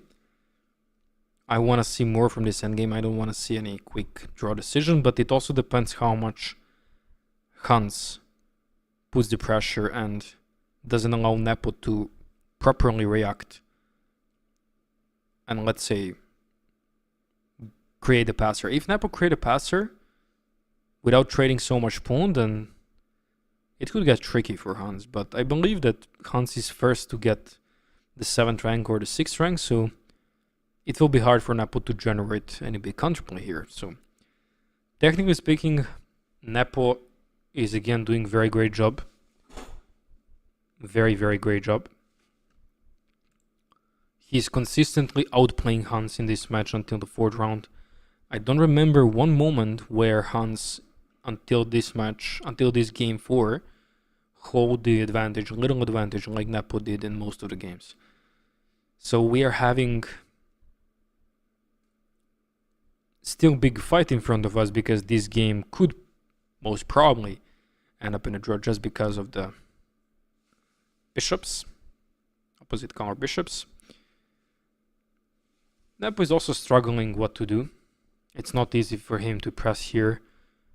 He can always offer a draw, and just go rest for the tomorrow, but technically he can try, of course.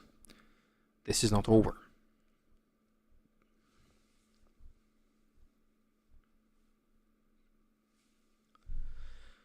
For those who just joined us, the current score is in lead by NEPO, 2-1. We are currently playing the 4th game, and tomorrow morning we're going to have the game 5, marking the 50% of already finished games in this tournament. It will be a weekend. I guess many people will be relaxing at homes. No job, no work. So stay tuned and watch the games. And for now, let's go for a little break. I'm going to leave you guys with a screen here, and I'll see you in a couple of minutes.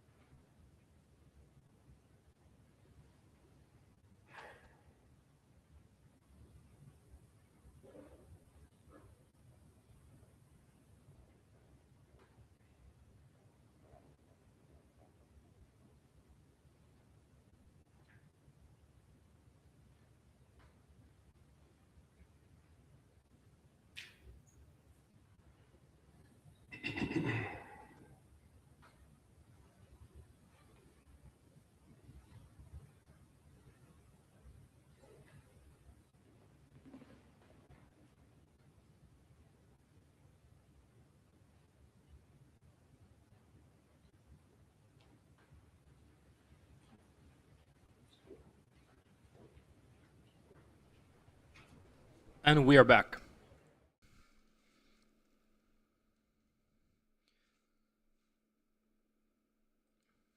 So what happened? In meanwhile, as we mentioned, Hans took the 6th rank, while Black played a move bishop to e8. So that makes a lot of sense. He protects the c6 square and wants to get with his rook here and here, while the king will take the defense of the bishop. So even if the rook goes down there on the 8th rank, he'll be fine because king is protecting that bishop. On the other side, Nepo can take proper control over the 2nd rank, while this bishop cannot really defend the c2 pawn.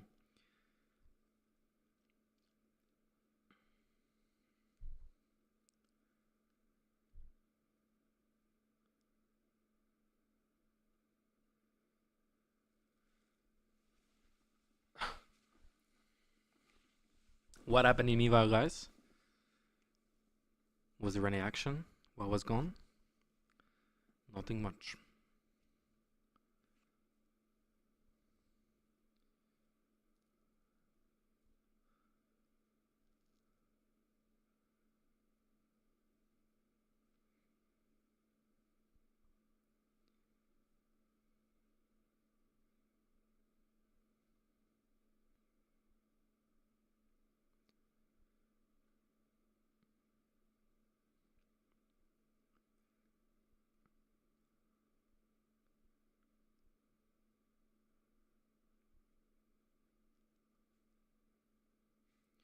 Let's see what could possibly happen in this position.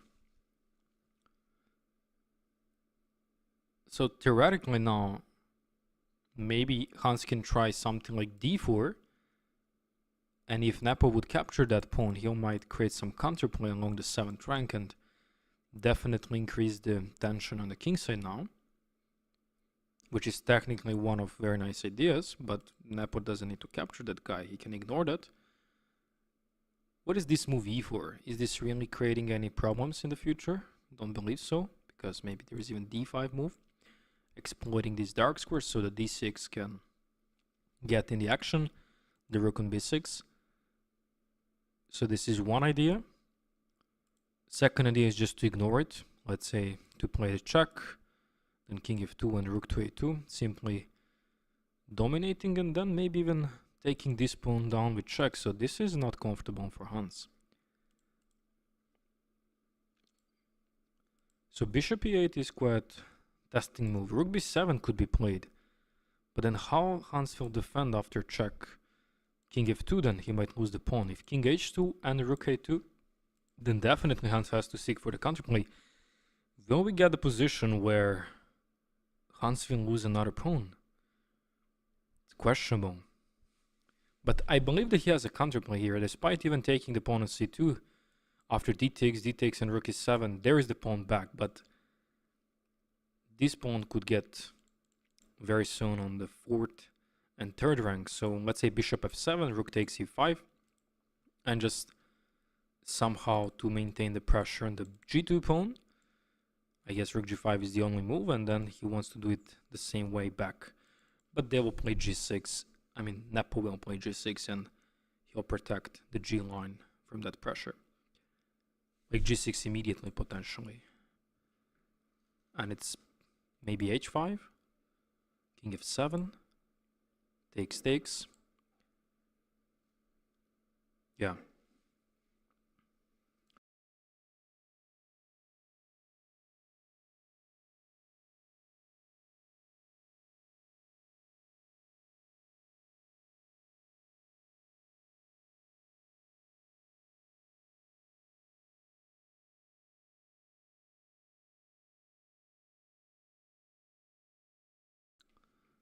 So this endgame is actually, and technically,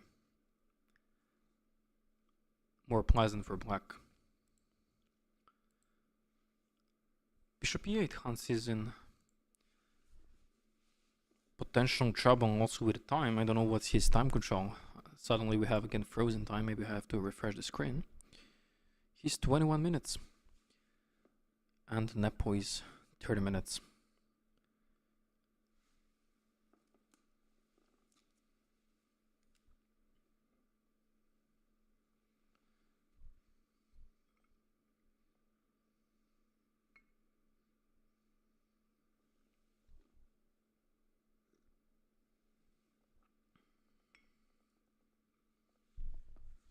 Rook b2. Hans dropped the rook back because he wanted to properly defend the c2 pawn. He was not a fan of giving that pawn away because maybe he did not see the possibility of d4 break. He did not like rook a2 coming and capturing that pawn, so he's technically avoiding these problems, but on the other side, what if he just brings the king all the way to a6? Or maybe he can start with something like rook a1 to see where the king goes. Yeah, it's technically interesting because if he leaves the g7 pawn with a king on e6, then rook b7 will be very uncomfortable idea. But then maybe bishop to d7 and close that line. Now NEPO is pushing again. NEPO is definitely getting some quite nice practical advantage in this endgame.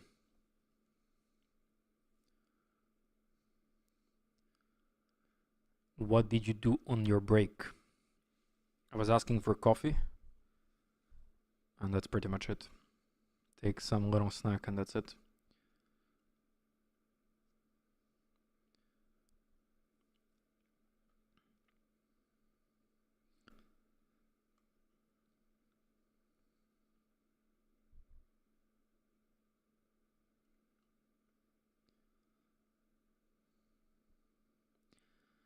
Has Hans had a better position in any of the games? Seems he's fighting for a draw each game. Yeah, he had some hard time in these games. He got some chances, but they just for moments. NEPO was the one that was consistently keeping always some little edge, but Hans successfully managed to draw the second and the third game, while the first one, it didn't went well for him. NEPO is always confident, and that's why he's always strong.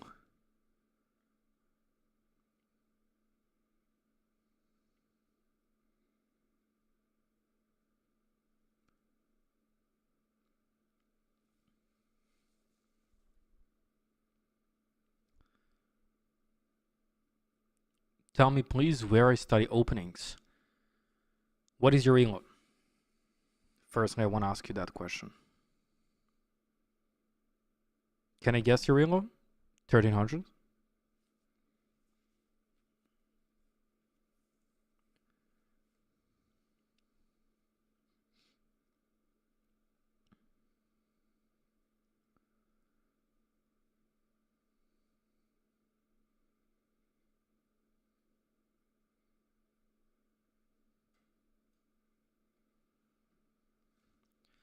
Rook b7. So he finally activating the rook again on the 7th rank.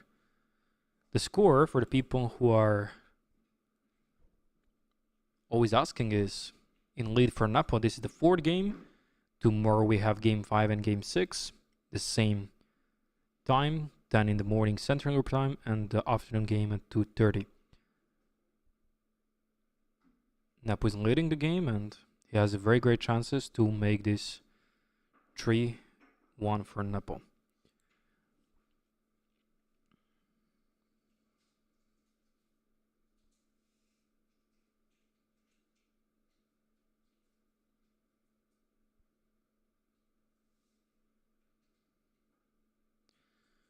What is your best place on Title Tuesday? I don't remember the place, but I remember that I scored 7.5 out of 11. And on one Thursday, I scored 8 out of 11 recently. But that was the one that was like 3 in the morning for us Europeans, so it was only like maybe not so much players played that one, like usually they play during the day. But it was still a very nice score. I was maybe like at some point 5th. I remember I screenshot that one. So Hans is definitely searching for initiative. Rook b7, taking control over the 7th rank.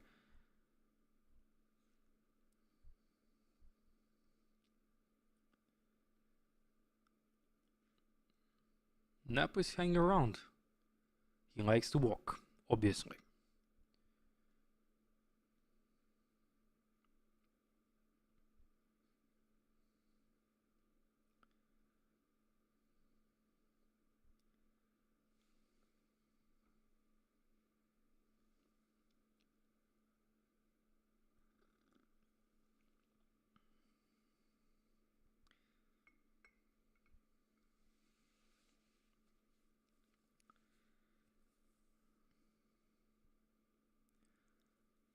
From where does he read chat? I'm reading chat everywhere.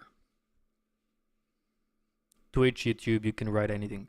And let's type 1 for Hans, 2 for NEPO. Let's see who has more fans here. Hans or NEPO? 1 for Hans, 2 for NEPO.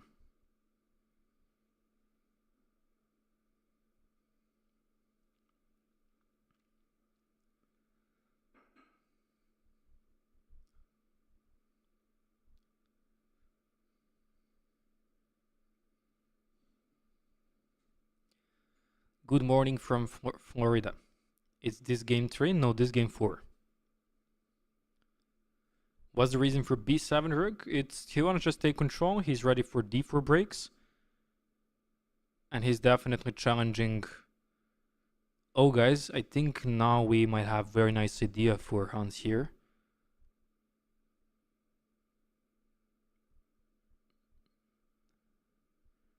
Actually, rook b7 is not actually to control the g7 pawn. G7 pawn is very well protected.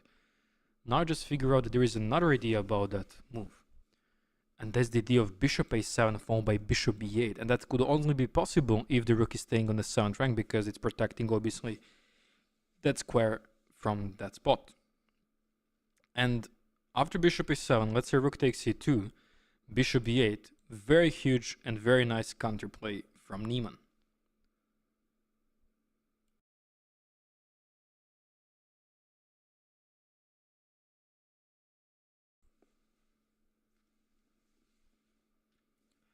This is a very nice idea, by the way. I think if Hans spotted that this is a very great chance to generate nice counterplay. So he played rook a2, and now Hans is about to make a move. Also, there is bishop g5 with idea of bishop e7. But technically, I believe that there is one difference behind this. Rook takes e2, bishop e7, king f7, bishop takes e6, and king e6. What is the difference between bishop a7 and bishop g5? It's a huge difference. It's not easy to figure out, but now when I showed, maybe you already understood. So the point why would bishop a7 will be better, it's because it's keeping the king on the 8th rank and directly taking the pawn on a6. So bishop g5, rook c2 happen, and bishop e7, they're actually going for this. But Hans did not, maybe he doesn't have time enough, or he just blitz out everything, that bishop a7, bishop b8 will restrict still the king. Now king has the action and coming to a6.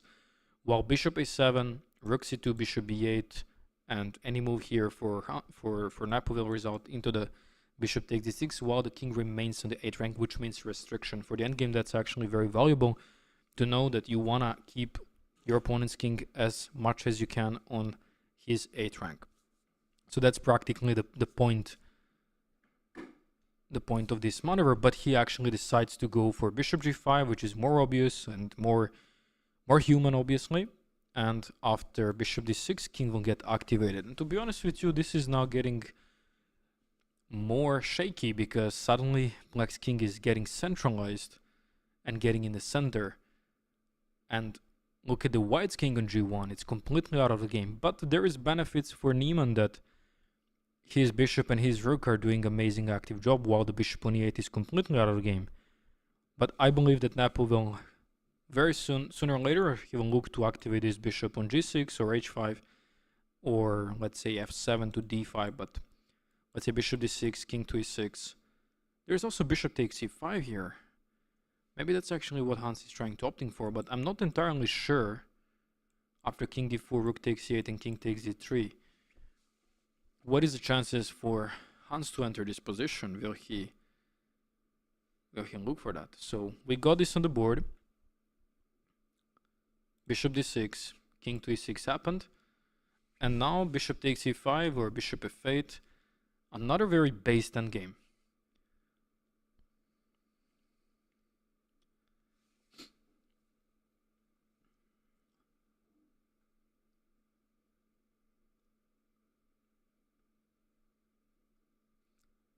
Eleyah, what is your favorite opening? My favorite opening is Kalashnikov, Sicilian. I really like that one. And also King's Indian is another one.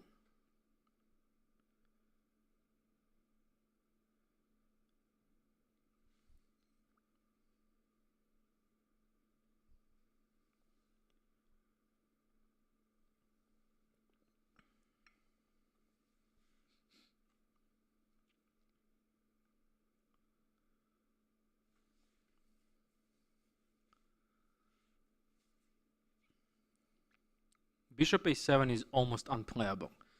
But okay, if that move crosses his mind, then most probably would be fine move to happen, because like it's literally forcing. Otherwise, NEPO will just lose the d6 pawn and e5 pawn, everything with check check. You know, it will be terrible for NEPO to face that. I think bishop a7. If I think Hans had time, he could think like he could anyway get the position, but with the king on 8th rank. Now when king is on e6 is very preferably for NEPO. So actually Hans wants to win this, and sorry, maybe he doesn't want to win, but he acknowledged that bishop takes e5 might be too risky to enter this rook endgame, so he's choosing to go for bishop f8, keeping the bishops on the board. Maybe the best idea. And he wants to take this pawn. He also wants to go rook e7. NEPO quickly playing the move bishop g6, escaping this easy fork pattern. So no blunders.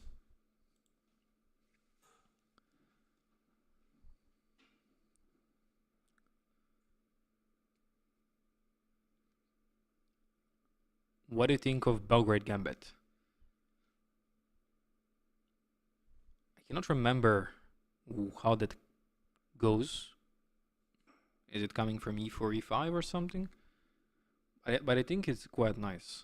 I think it's quite nice.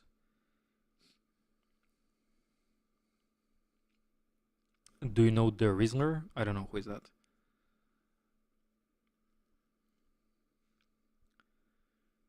Check. So he gave one check on e7, trying to see where the king goes. Is this the city where the Fischer and Spassky played in US banned him? And US banned him? This is the city where, yeah, they had a match, but I think the first half. The other half was, I think, held in a different country.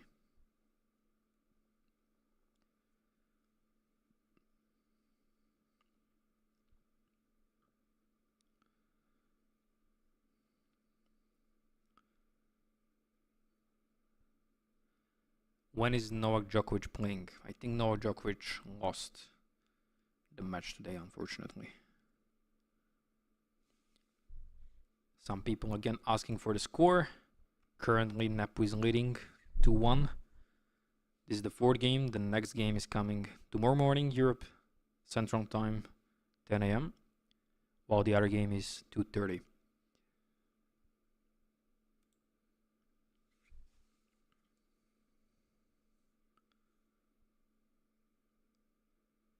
Eleyah, how you like your coffee? It's actually decent.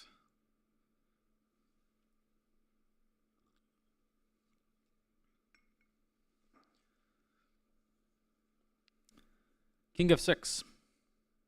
Hans played king f6. And now the problem is you can't take this pawn, for beginner speaking. You can't really take this pawn here because you're gonna just drop your rook. On the other side, if you take this guy with a rook here, then Hans played rook d7. But if you take this guy with a rook, then suddenly you're losing this important pawn here. And then this is actually a very tough position for Hans to defend. That's why he played move rook to d7, because he wanna protect his pawn on d3, and he also wanna take this guy with a check by putting another pressure on the e5 pawn. So Hans is not doing great activity in draw with these two pieces, but I believe that at some point he wants to activate his king, possibly on e3 square, but as long as the rook is controlling the second rank, that's almost impossible. On the other side, some patterns of perpetual checks or even potential checkmates could appear if he controls enough the king side with his pawns and try to restrict this king only on the f6 square so he can take the action and put some additional pressure. Maybe also potentially trapping this bishop. But this is very risky to play because king is cut off then on the first rank, and that's actually why he would like to have the king on e3. The same situation could happen for the king on f6 if Hans picked that bishop a7 move earlier, like bishop a7, rook takes it to here, and now let's say rook to e2, takes with check, king g8. We're gonna get the same position, but king is on the 8th rank, which is massive difference. Now here, king is on the 6th rank, which is always better to the endgames. People who never studied or are very new to the concept ideology for the endgames, is very important to bring your king to the center, because king helps the other minor pieces and the rooks to slowly push your pawns.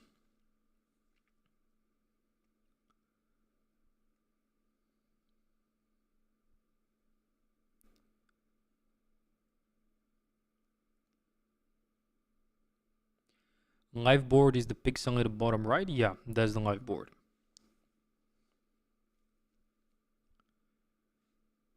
Rook to d2, king to e6, Good suggestion. Let's see what happens after that.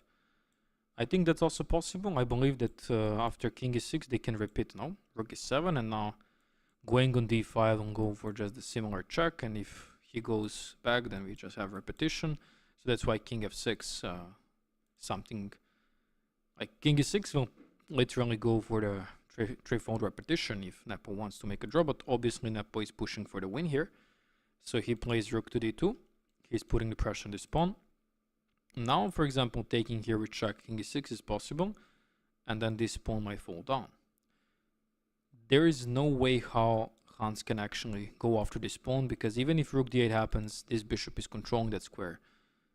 By the way, rook takes d3, and this simplicity definitely leads to Jarvish endgame. Some just king f2, king e3, and then simply controlling these guys here would be enough to maybe hold the game here. Maybe it's not so much simple, but this endgame is potentially possible to draw. Like just put a king on d2 square and then deviate with bishops.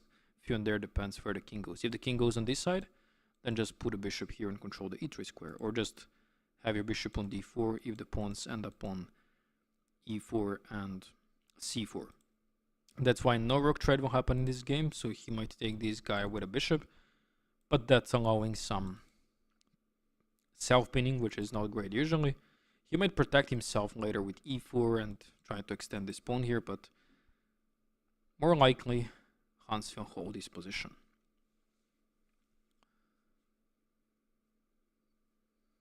I don't have information. Was the Norway chess the one that's playing also today?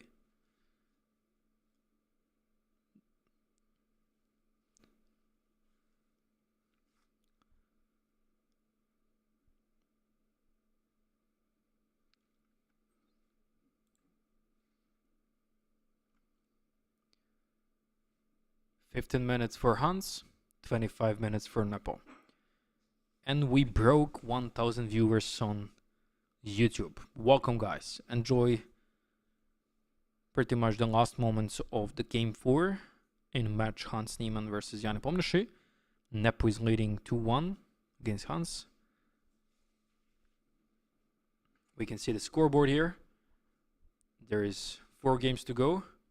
And this is actually quite important game for Hans. He needs to keep and maintaining defense here, stability, so he can push in the next games properly. If he loses this one, this will be really tough to come back in the match. He want to win this match.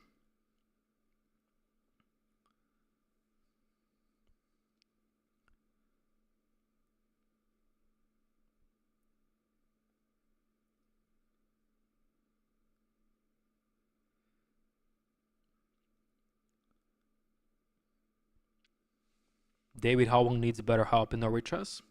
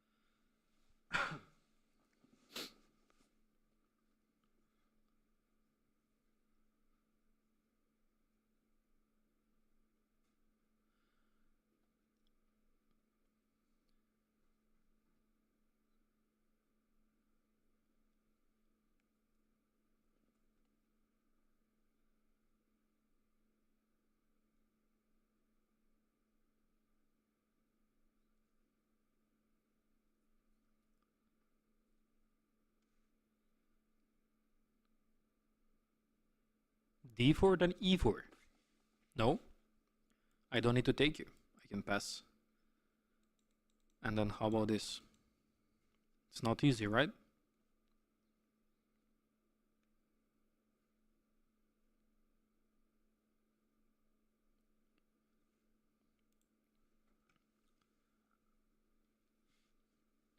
Does India perform any super tournament with super GMs? Yes. There is many tournaments in India, but nobody's playing them.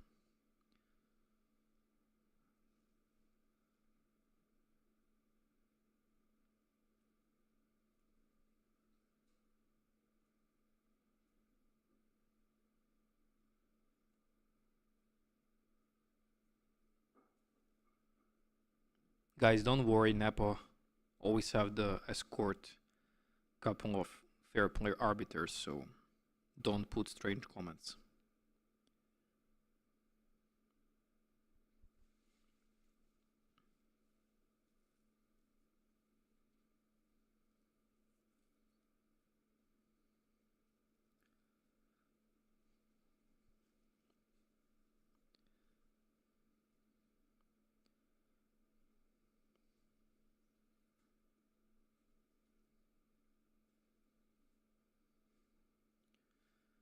So we have king e6. Bishop g7, king e6, that's on the live board. And Hans again with 13 minutes against 25.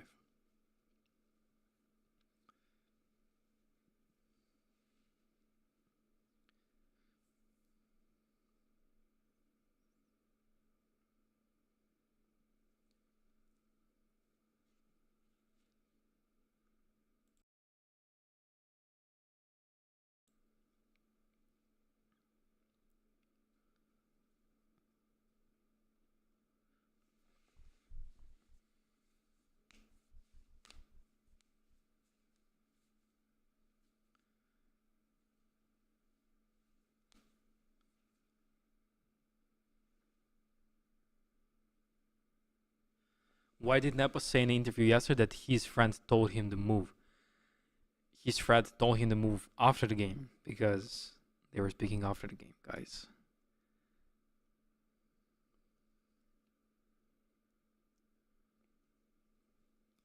There was some sequence that he missed, but it was not so obvious for the time scramble.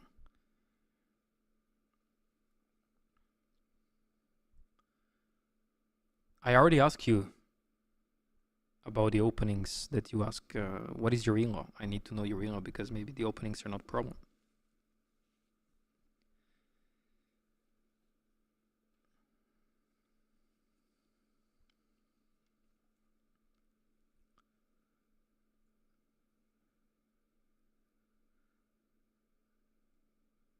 I don't think that players should be walking away from the board during the game. You have to sit for 5 hours straight. No, that's impossible.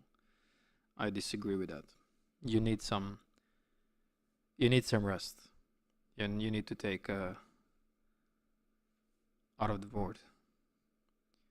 You are 1900 and definitely you don't have problems with the openings. Better to look for calculation and endgames.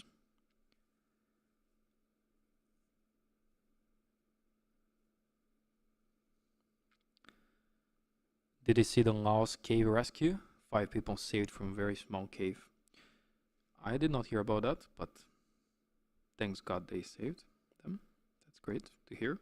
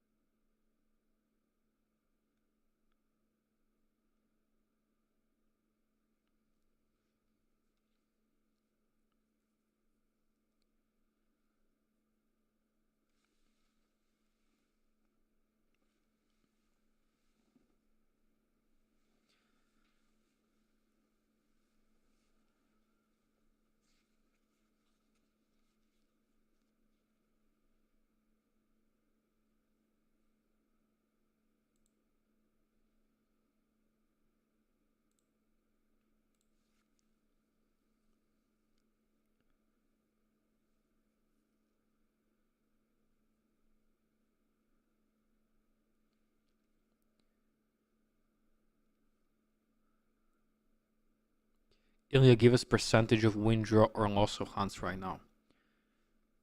Okay, I think winning this for Hans is like the margin is close to 0%. We can keep it like, let's say 1% of winning scenario here. Only if NEPO blunder, that's this 1%. Drawing chances are actually very huge, like let's say 85%, and the rest 14%, I would say that NEPO could win this game. What is my predictions for the World Championship match? I think it will be very exciting. Sindarov is a new bright star in the chess and very strong player. Very nice clashes of styles. We'll see. Sindarov likes to attack. He likes very dynamic games. He plays King's Indian. He plays sharp openings. On the other side, he can play also solid, but Gukic is concretely like a technician, so he doesn't mind playing something dynamic also, but it's definitely clash of styles, so that will be a very good match. I think many people will watch it.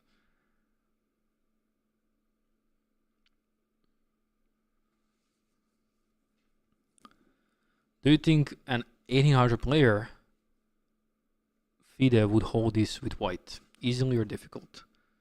Depends who he plays. If he plays NEPO, no. If he plays someone around his level, then it could be possible, because the other side can also make mistakes.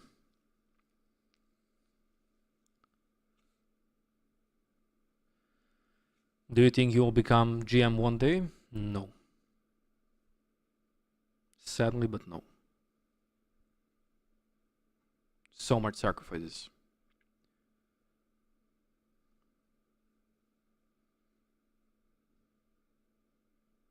I can become IAM, that for sure. Just need to put more on work.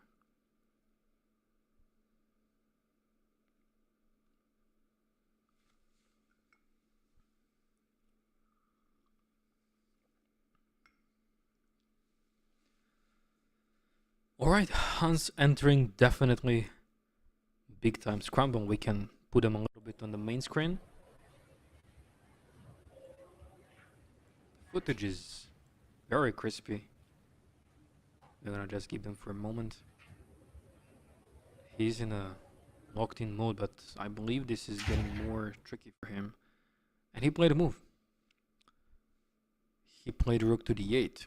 He's aware of troubles. But this is definitely becoming suspicious how Hans will handle this situation. And I'm afraid that we might have the NEPO here in the studio after the game.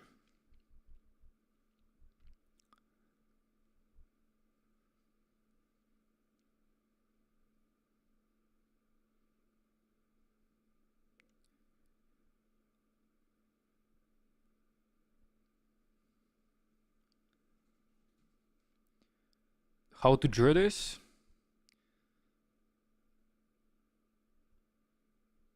It's very hard, practically speaking. Like, we can discuss by seeing the engine lines here and some practical knowledge of mine here. But maybe this e4 was not necessary that directly. Maybe NEPO missed this move bishop h6. Like, this is something we mentioned earlier, that if you would play here the move d4, then e3 is already winning position for NEPO. How are you going to stop this pawn getting promoted? Rook cannot use the e line to get behind the pawn. On the other side, now after bishop h6, which is played in the game, Hans played it quite convincingly. And then we already have some king f2, rook d1 on the board, g4. Many things happens very quickly. Was this the forcing lines here? So 2 pass pawns for NEPO. This is definitely not getting... This is definitely getting out of control. Hans finding all moves properly to save the game. I can say that if he loses one moment of focus here, these pawns can become easily threat of promotion for the queen. This is becoming very, very intense. But on the other side, there is no clear direction how black can improve the position. Maybe he can just push the c pawn, but Hans will try to push the h pawn and then king to e3, I guess. So let's say if Nepo plays here to move c5, is that possible? And what, h5 isn't that bad that much? How about bishop e4, maybe king e3, maybe bishop f7 actually, just in case to support a pawn for the future. But it's quite a strange move to make because you are just behind the king. Bishop to e4 is more natural, but it allows king to e3 or maybe, yeah, king e3, I'm not sure. Maybe king e3 is wrong. There is some rook e1 according to computer. Rook e1 and king has to go on f4. If king goes on d2, there is rook e2. And then king is suddenly going away, too much away. Yeah, he's driving the king and now it's almost in a very dangerous zone. He needs to go on a4, otherwise here will be a checkmate. And now just d2 and that's game over. So after g4, Nepo starts thinking what to do with his position. Definitely Hans wants to push h5 and he wants to bring his king closer. Maybe he wants also to get bishop on e3, so he controls this, and it's really hard for Nepo to create any sort of improvement here.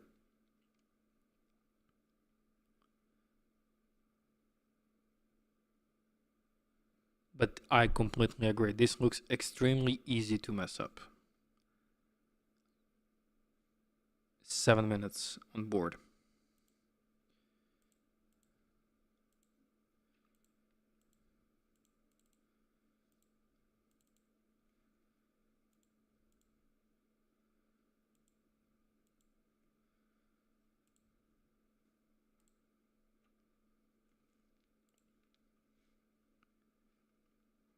We had to refresh the screen to get the clock running. So yeah, technically good chances for Nepo now, just because of the time scramble.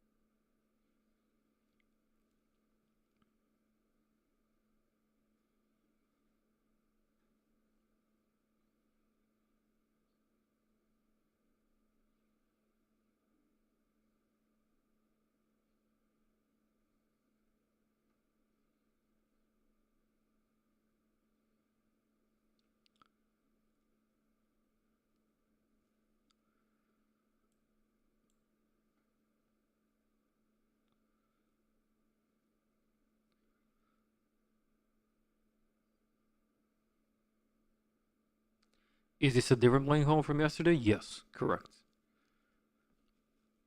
But tomorrow we are coming back to the same playing hole.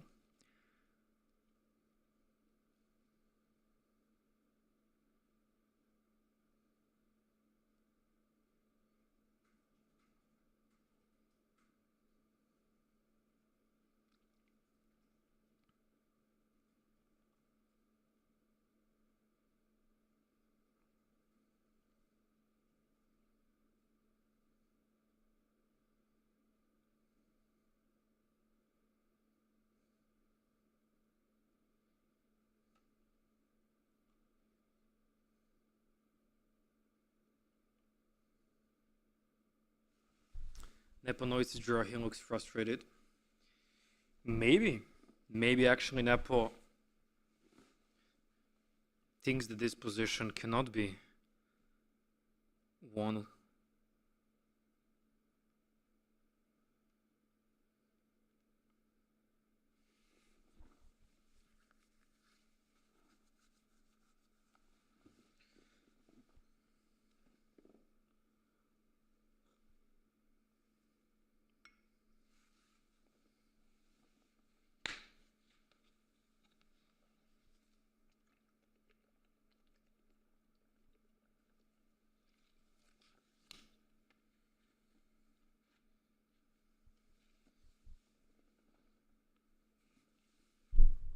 how hard it is to have focus for 5 hours. It's actually very hard because you cannot perform with calculation well as you can perform in the first hour of playing. So it's actually very hard. That's why they are trying this new format, 60 minutes plus 30 seconds.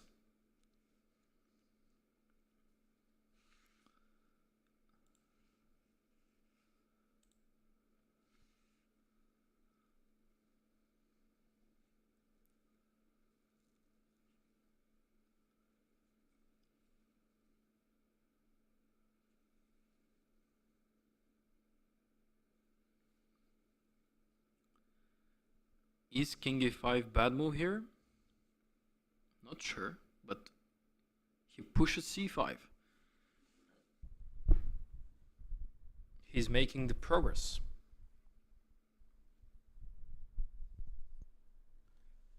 He's creating the progress here.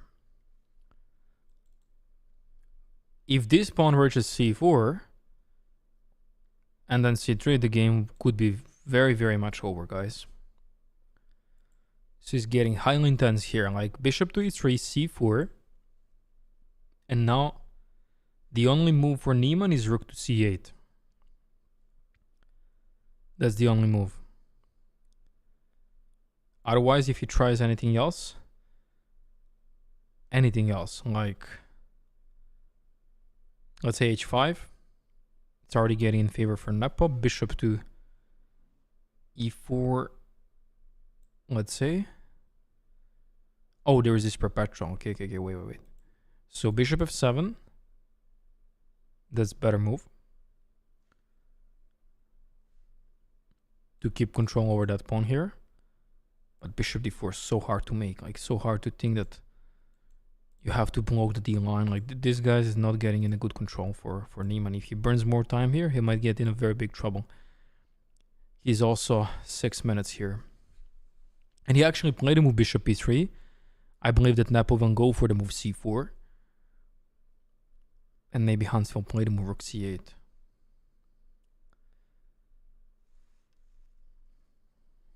But this is not easy to defend, guys. Engine can defend everything, obviously, but it's not easy. But I like how Hans plays quite quickly.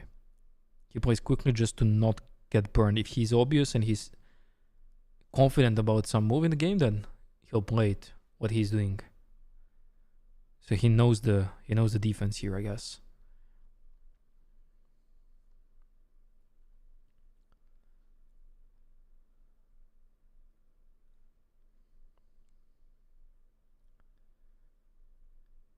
Rook c8 is very natural. He should find it. I agree completely on that.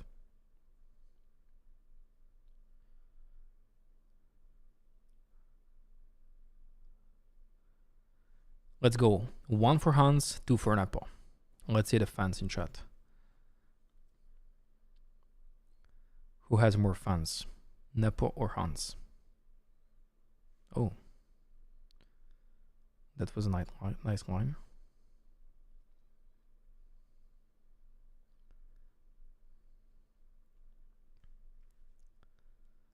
I think that NEPO will not give him easy draw here. He will not accept it that early because he has a great chances. Where is this played? This played in Belgrade, Serbia.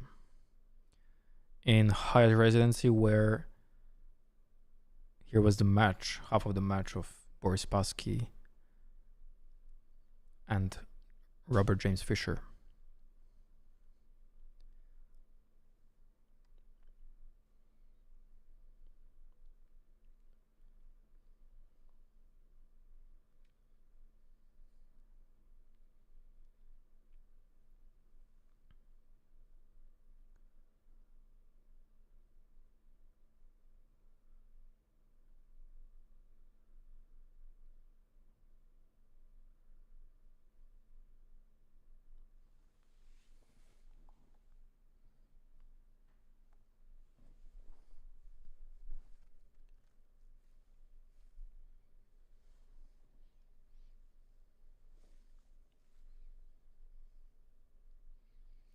Current score is 2 for Jan, 1 for for Hans.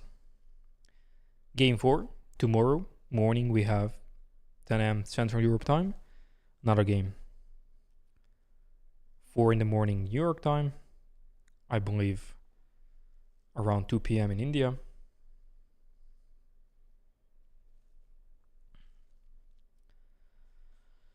Yeah, in this position, I think Nepo will go for c4 and then rook c8. Not sure if Nepo will try something like d2. This will result into king a2 only move, rook to h1, king takes d2, I would say, or maybe bishop takes is better. And then, can he take here? No, there is this, okay. So, maybe first with this. But this is not easy because, like, if he pushes d2, this is actually... Can he just play rook h1 directly? Isn't that bad? Just keep the tension on the board. Why he needs to play d2? There is no need for that. Let's say h5, bishop b4, rook takes c4. Oh, because the pawn is saying okay. But can he create some compensation here now by sacrificing that pawn? Yeah, I think Nepo sees that he might lose one of his pawns. That's why he is spending some time here trying to create something, obviously. And Hans will try to maintain the defense. Nepo getting on the 15 minutes, while Hans is on 7:44. And Nepo push c4. Now the only move for Hans is rook to c8, and he autopilot the move rook c8. So confident. That's what we like.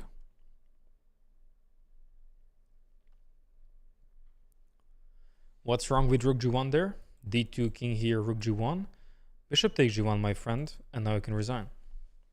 Because you cannot promote a pawn. Bishop will take you. So that's game over.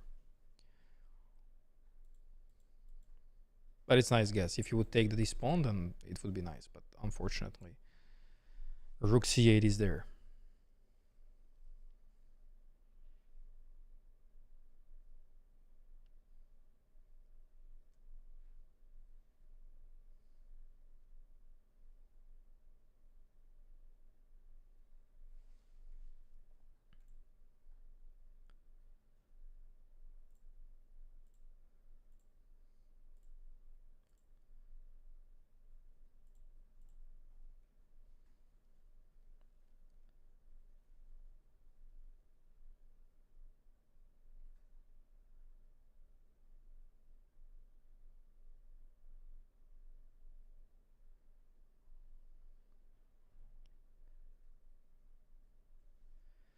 The clocks are stopped because once I made analysis, or maybe I should just click on live, or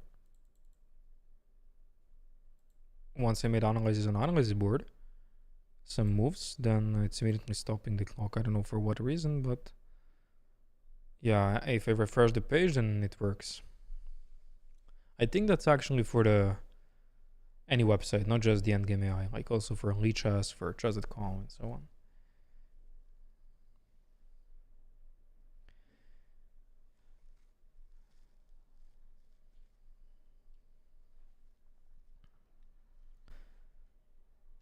More than 1,000 people and 1,100 people are coming in the stream. We are just getting more and more here.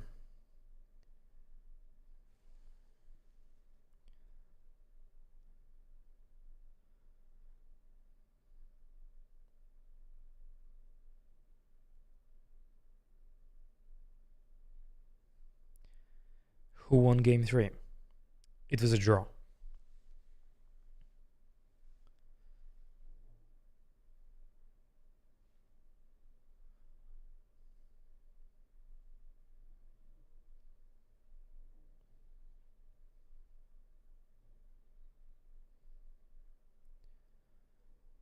Nepo in a trouble to create some tension.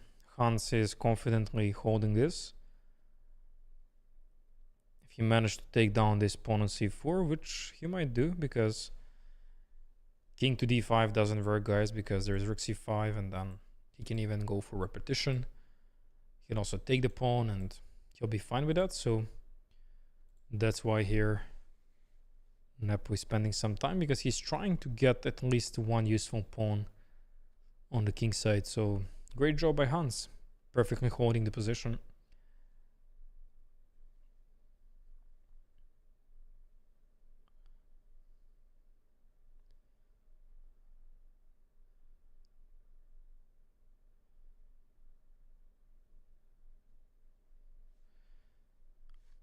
King d4, if you meant king d5, we just explained that king d5, there's rook c5.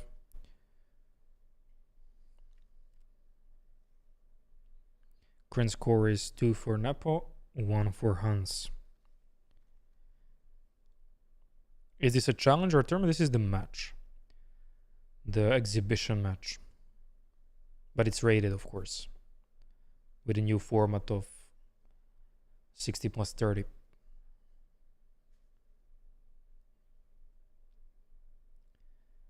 NEPO visually frustrated, pushing the move d2. And Hans has to play the move king to e2. So we got this on the board. And now NEPO goes for, I believe, rook to h1, what I see from the screen. Yeah, he made that move. Obviously Hans will take on d2, but depends now with what piece what he want to take. Is it with bishop or with a king? And NEPO stood to take some snag behind, because he would maybe need it for the future moments. It's getting quite packed here. Hans for taking that pawn with a king. And at this point, maybe NEPO will just protect the pawn on c4, bishop to d3. Or what he played, rook takes h4. Guys, will we see the draw here? The handshake? Or he's trying to invite Hans to take on h4 and then push h5, trying to get the pawn on g4 potential passer.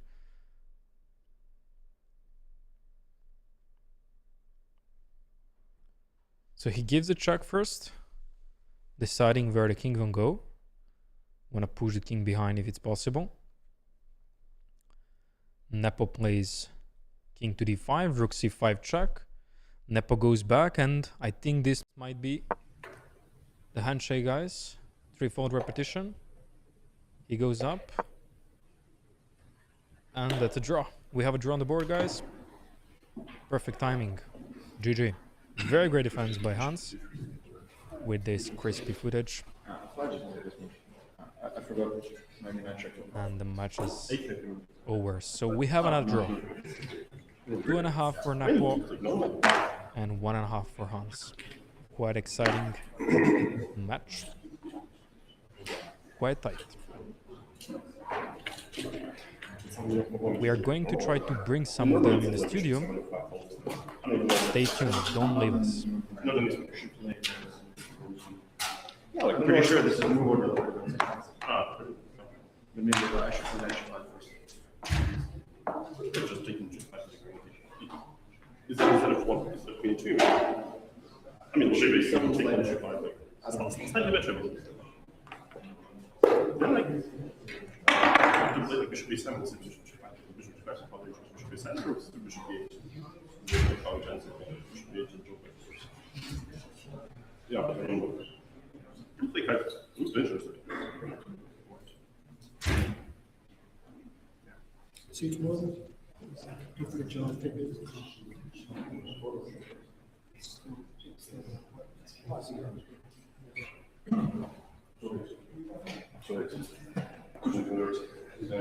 Okay. Well, the fit is bracelet.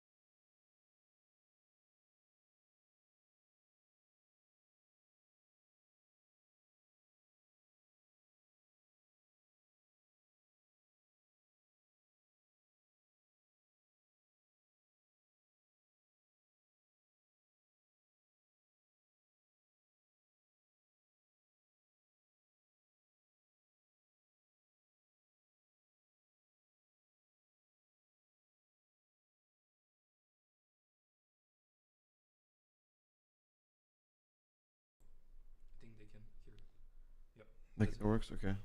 I can use this. Yeah, such a bad opening. I mean, I knew this. I did everything. Wow, I just take. I mean, I'm just. You know, I believe him. Like, I mean, You believe this is good for him? yeah. I mean, I don't. Yeah, I shouldn't be afraid. I mean,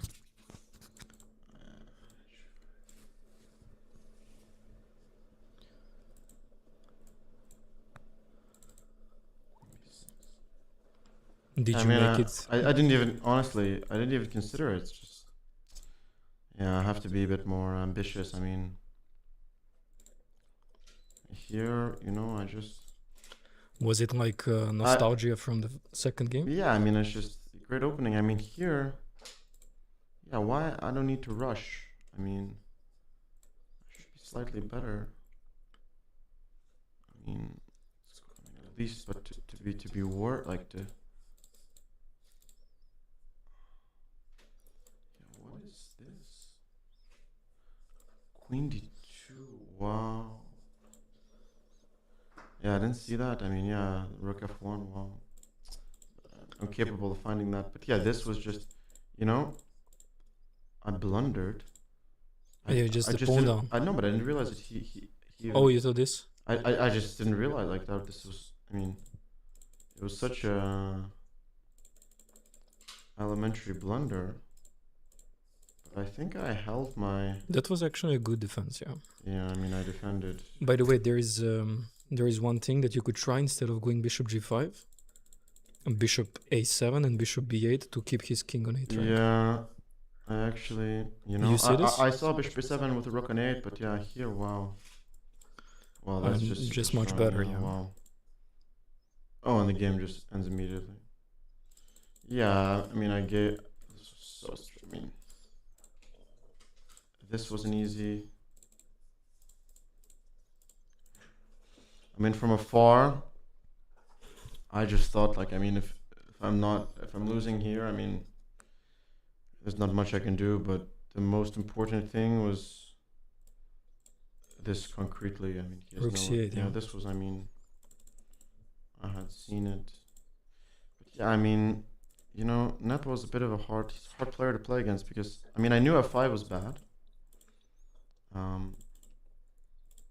Was knight c3 some idea to make him out of prep? Yeah.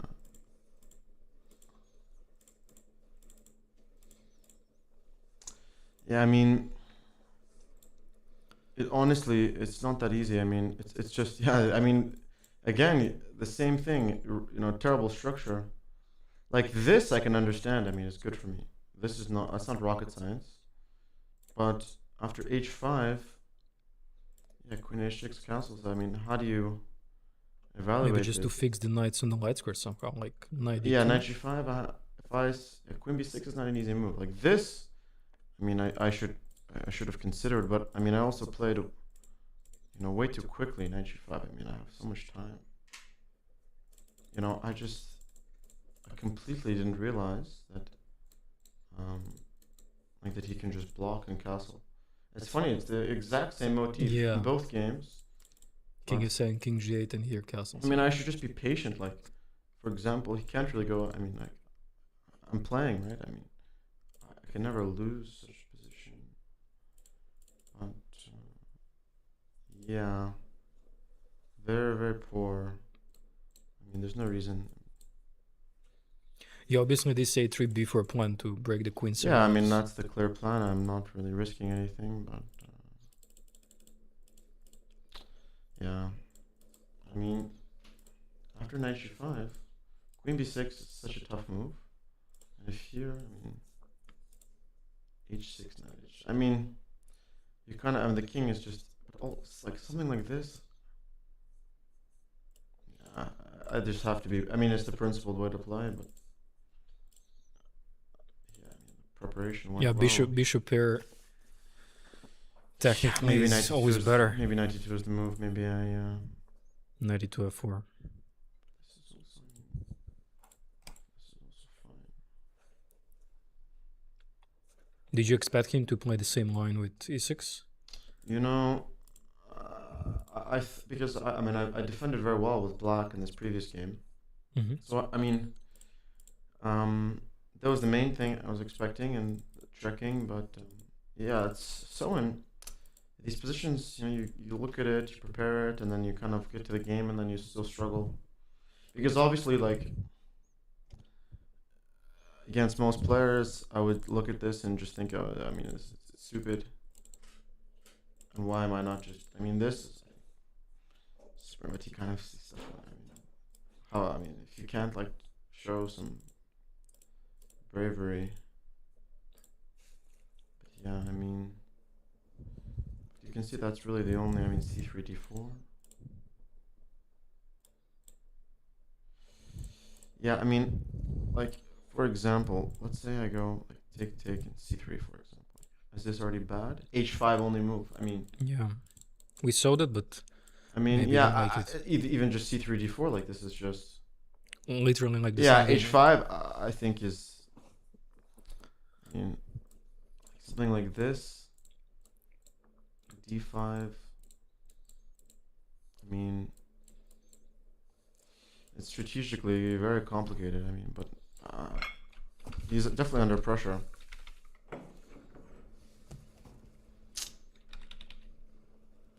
Yeah, at least I kept my nerves. I mean, and it's weird. I mean, both white games I'm like defending for my life, which is quite unusual. Usually I put a lot of pressure with white, but he has a bit of bluffing. He can bluff in the opening sometimes. I mean, this is a total bluff, and I should have. But he didn't play it fast. He thought actually a lot. I mean, this move he played quickly. Oh, he knight 6 played Yes, quickly? I mean, it's yeah, maybe I overestimated. But yeah, you know, it's funny that now that I look at it, I didn't even think about the contrast with 2 knights and 2 bishops. But yeah, I should have learned my lesson. Mm-hmm. But I mean, honestly, it looked easy. But I mean, this was not like from afar when you have no time to see that this position. I mean, it looks super scary with the 2 Yeah, pawns, this but is. I thought that I had, you know, I should have some checks. It was a super concrete solution because, I mean, for example, I could have played like this, but then, you know, if I'm not really concretely, then I have to just, I mean, Yeah, it then. could go wrong super easily. So I felt like either here he has a forced win, and I thought the only way that he could have a forced win is playing c5. Yeah. And bishop e4. Yeah, I thought, yeah, king e4. And then king d4, yeah. That's strong. So, I mean, I thought, like, also, if he plays here, h5. And then the same concept. But yeah, I mean, it's fortunate. It's also fortunate that I have this check as well. Yeah, that's saving. Yeah. Yeah, that's great. But I mean, I didn't do anything like that wrong. I mean, I blundered a pawn in a position where should have margin. But honestly, if I find queen d2, this is a tough position. I mean, it's not easy. I mean, Yeah, with yeah. a pawn, it's not easy to play. I mean, you already see at h5, like for example, king g8, queen g4, queen d5, a6. I mean, it's all Differences with that, yeah, it's not easy. So, you know what? I just a very elementary blunder, but unfortunately. Okay, great. How's your time here in Belgrade? Do you like it so far? Yeah, I mean, I really like Belgrade as a city. Mhm. I didn't realize the Minister of Sport was gonna visit the match. I mean, that's very cool. I've never played tournaments in America where the Minister of Sport attended, Yeah. so I've spent a lot of time in Belgrade. I mean, as playing chess outside the chessboard, so it's like usually a lucky city for me. So hopefully things will turn around and I can continue to have good memories. Great, there is still more 4 games to go. And thanks for joining the stream. There is more than 1,000 people on the stream watching you guys. So thanks for bringing this enjoyment for us. Yes, thank you. Thank you. Thank you so much. Good luck.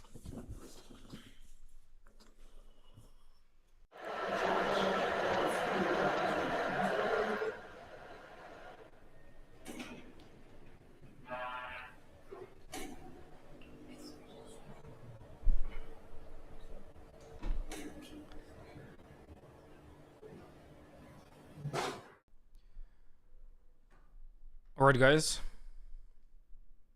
that's it. We managed to bring the HANS even after this game. Mission accomplished. Great. First snap on our HANS. Tomorrow we're gonna try to bring them both, if that's possible. And that's it. We analyze together the game. Tomorrow 10 AM Central Europe time. I hope you're gonna join the stream and be patient to analyze together and watch the games. Thanks for joining us.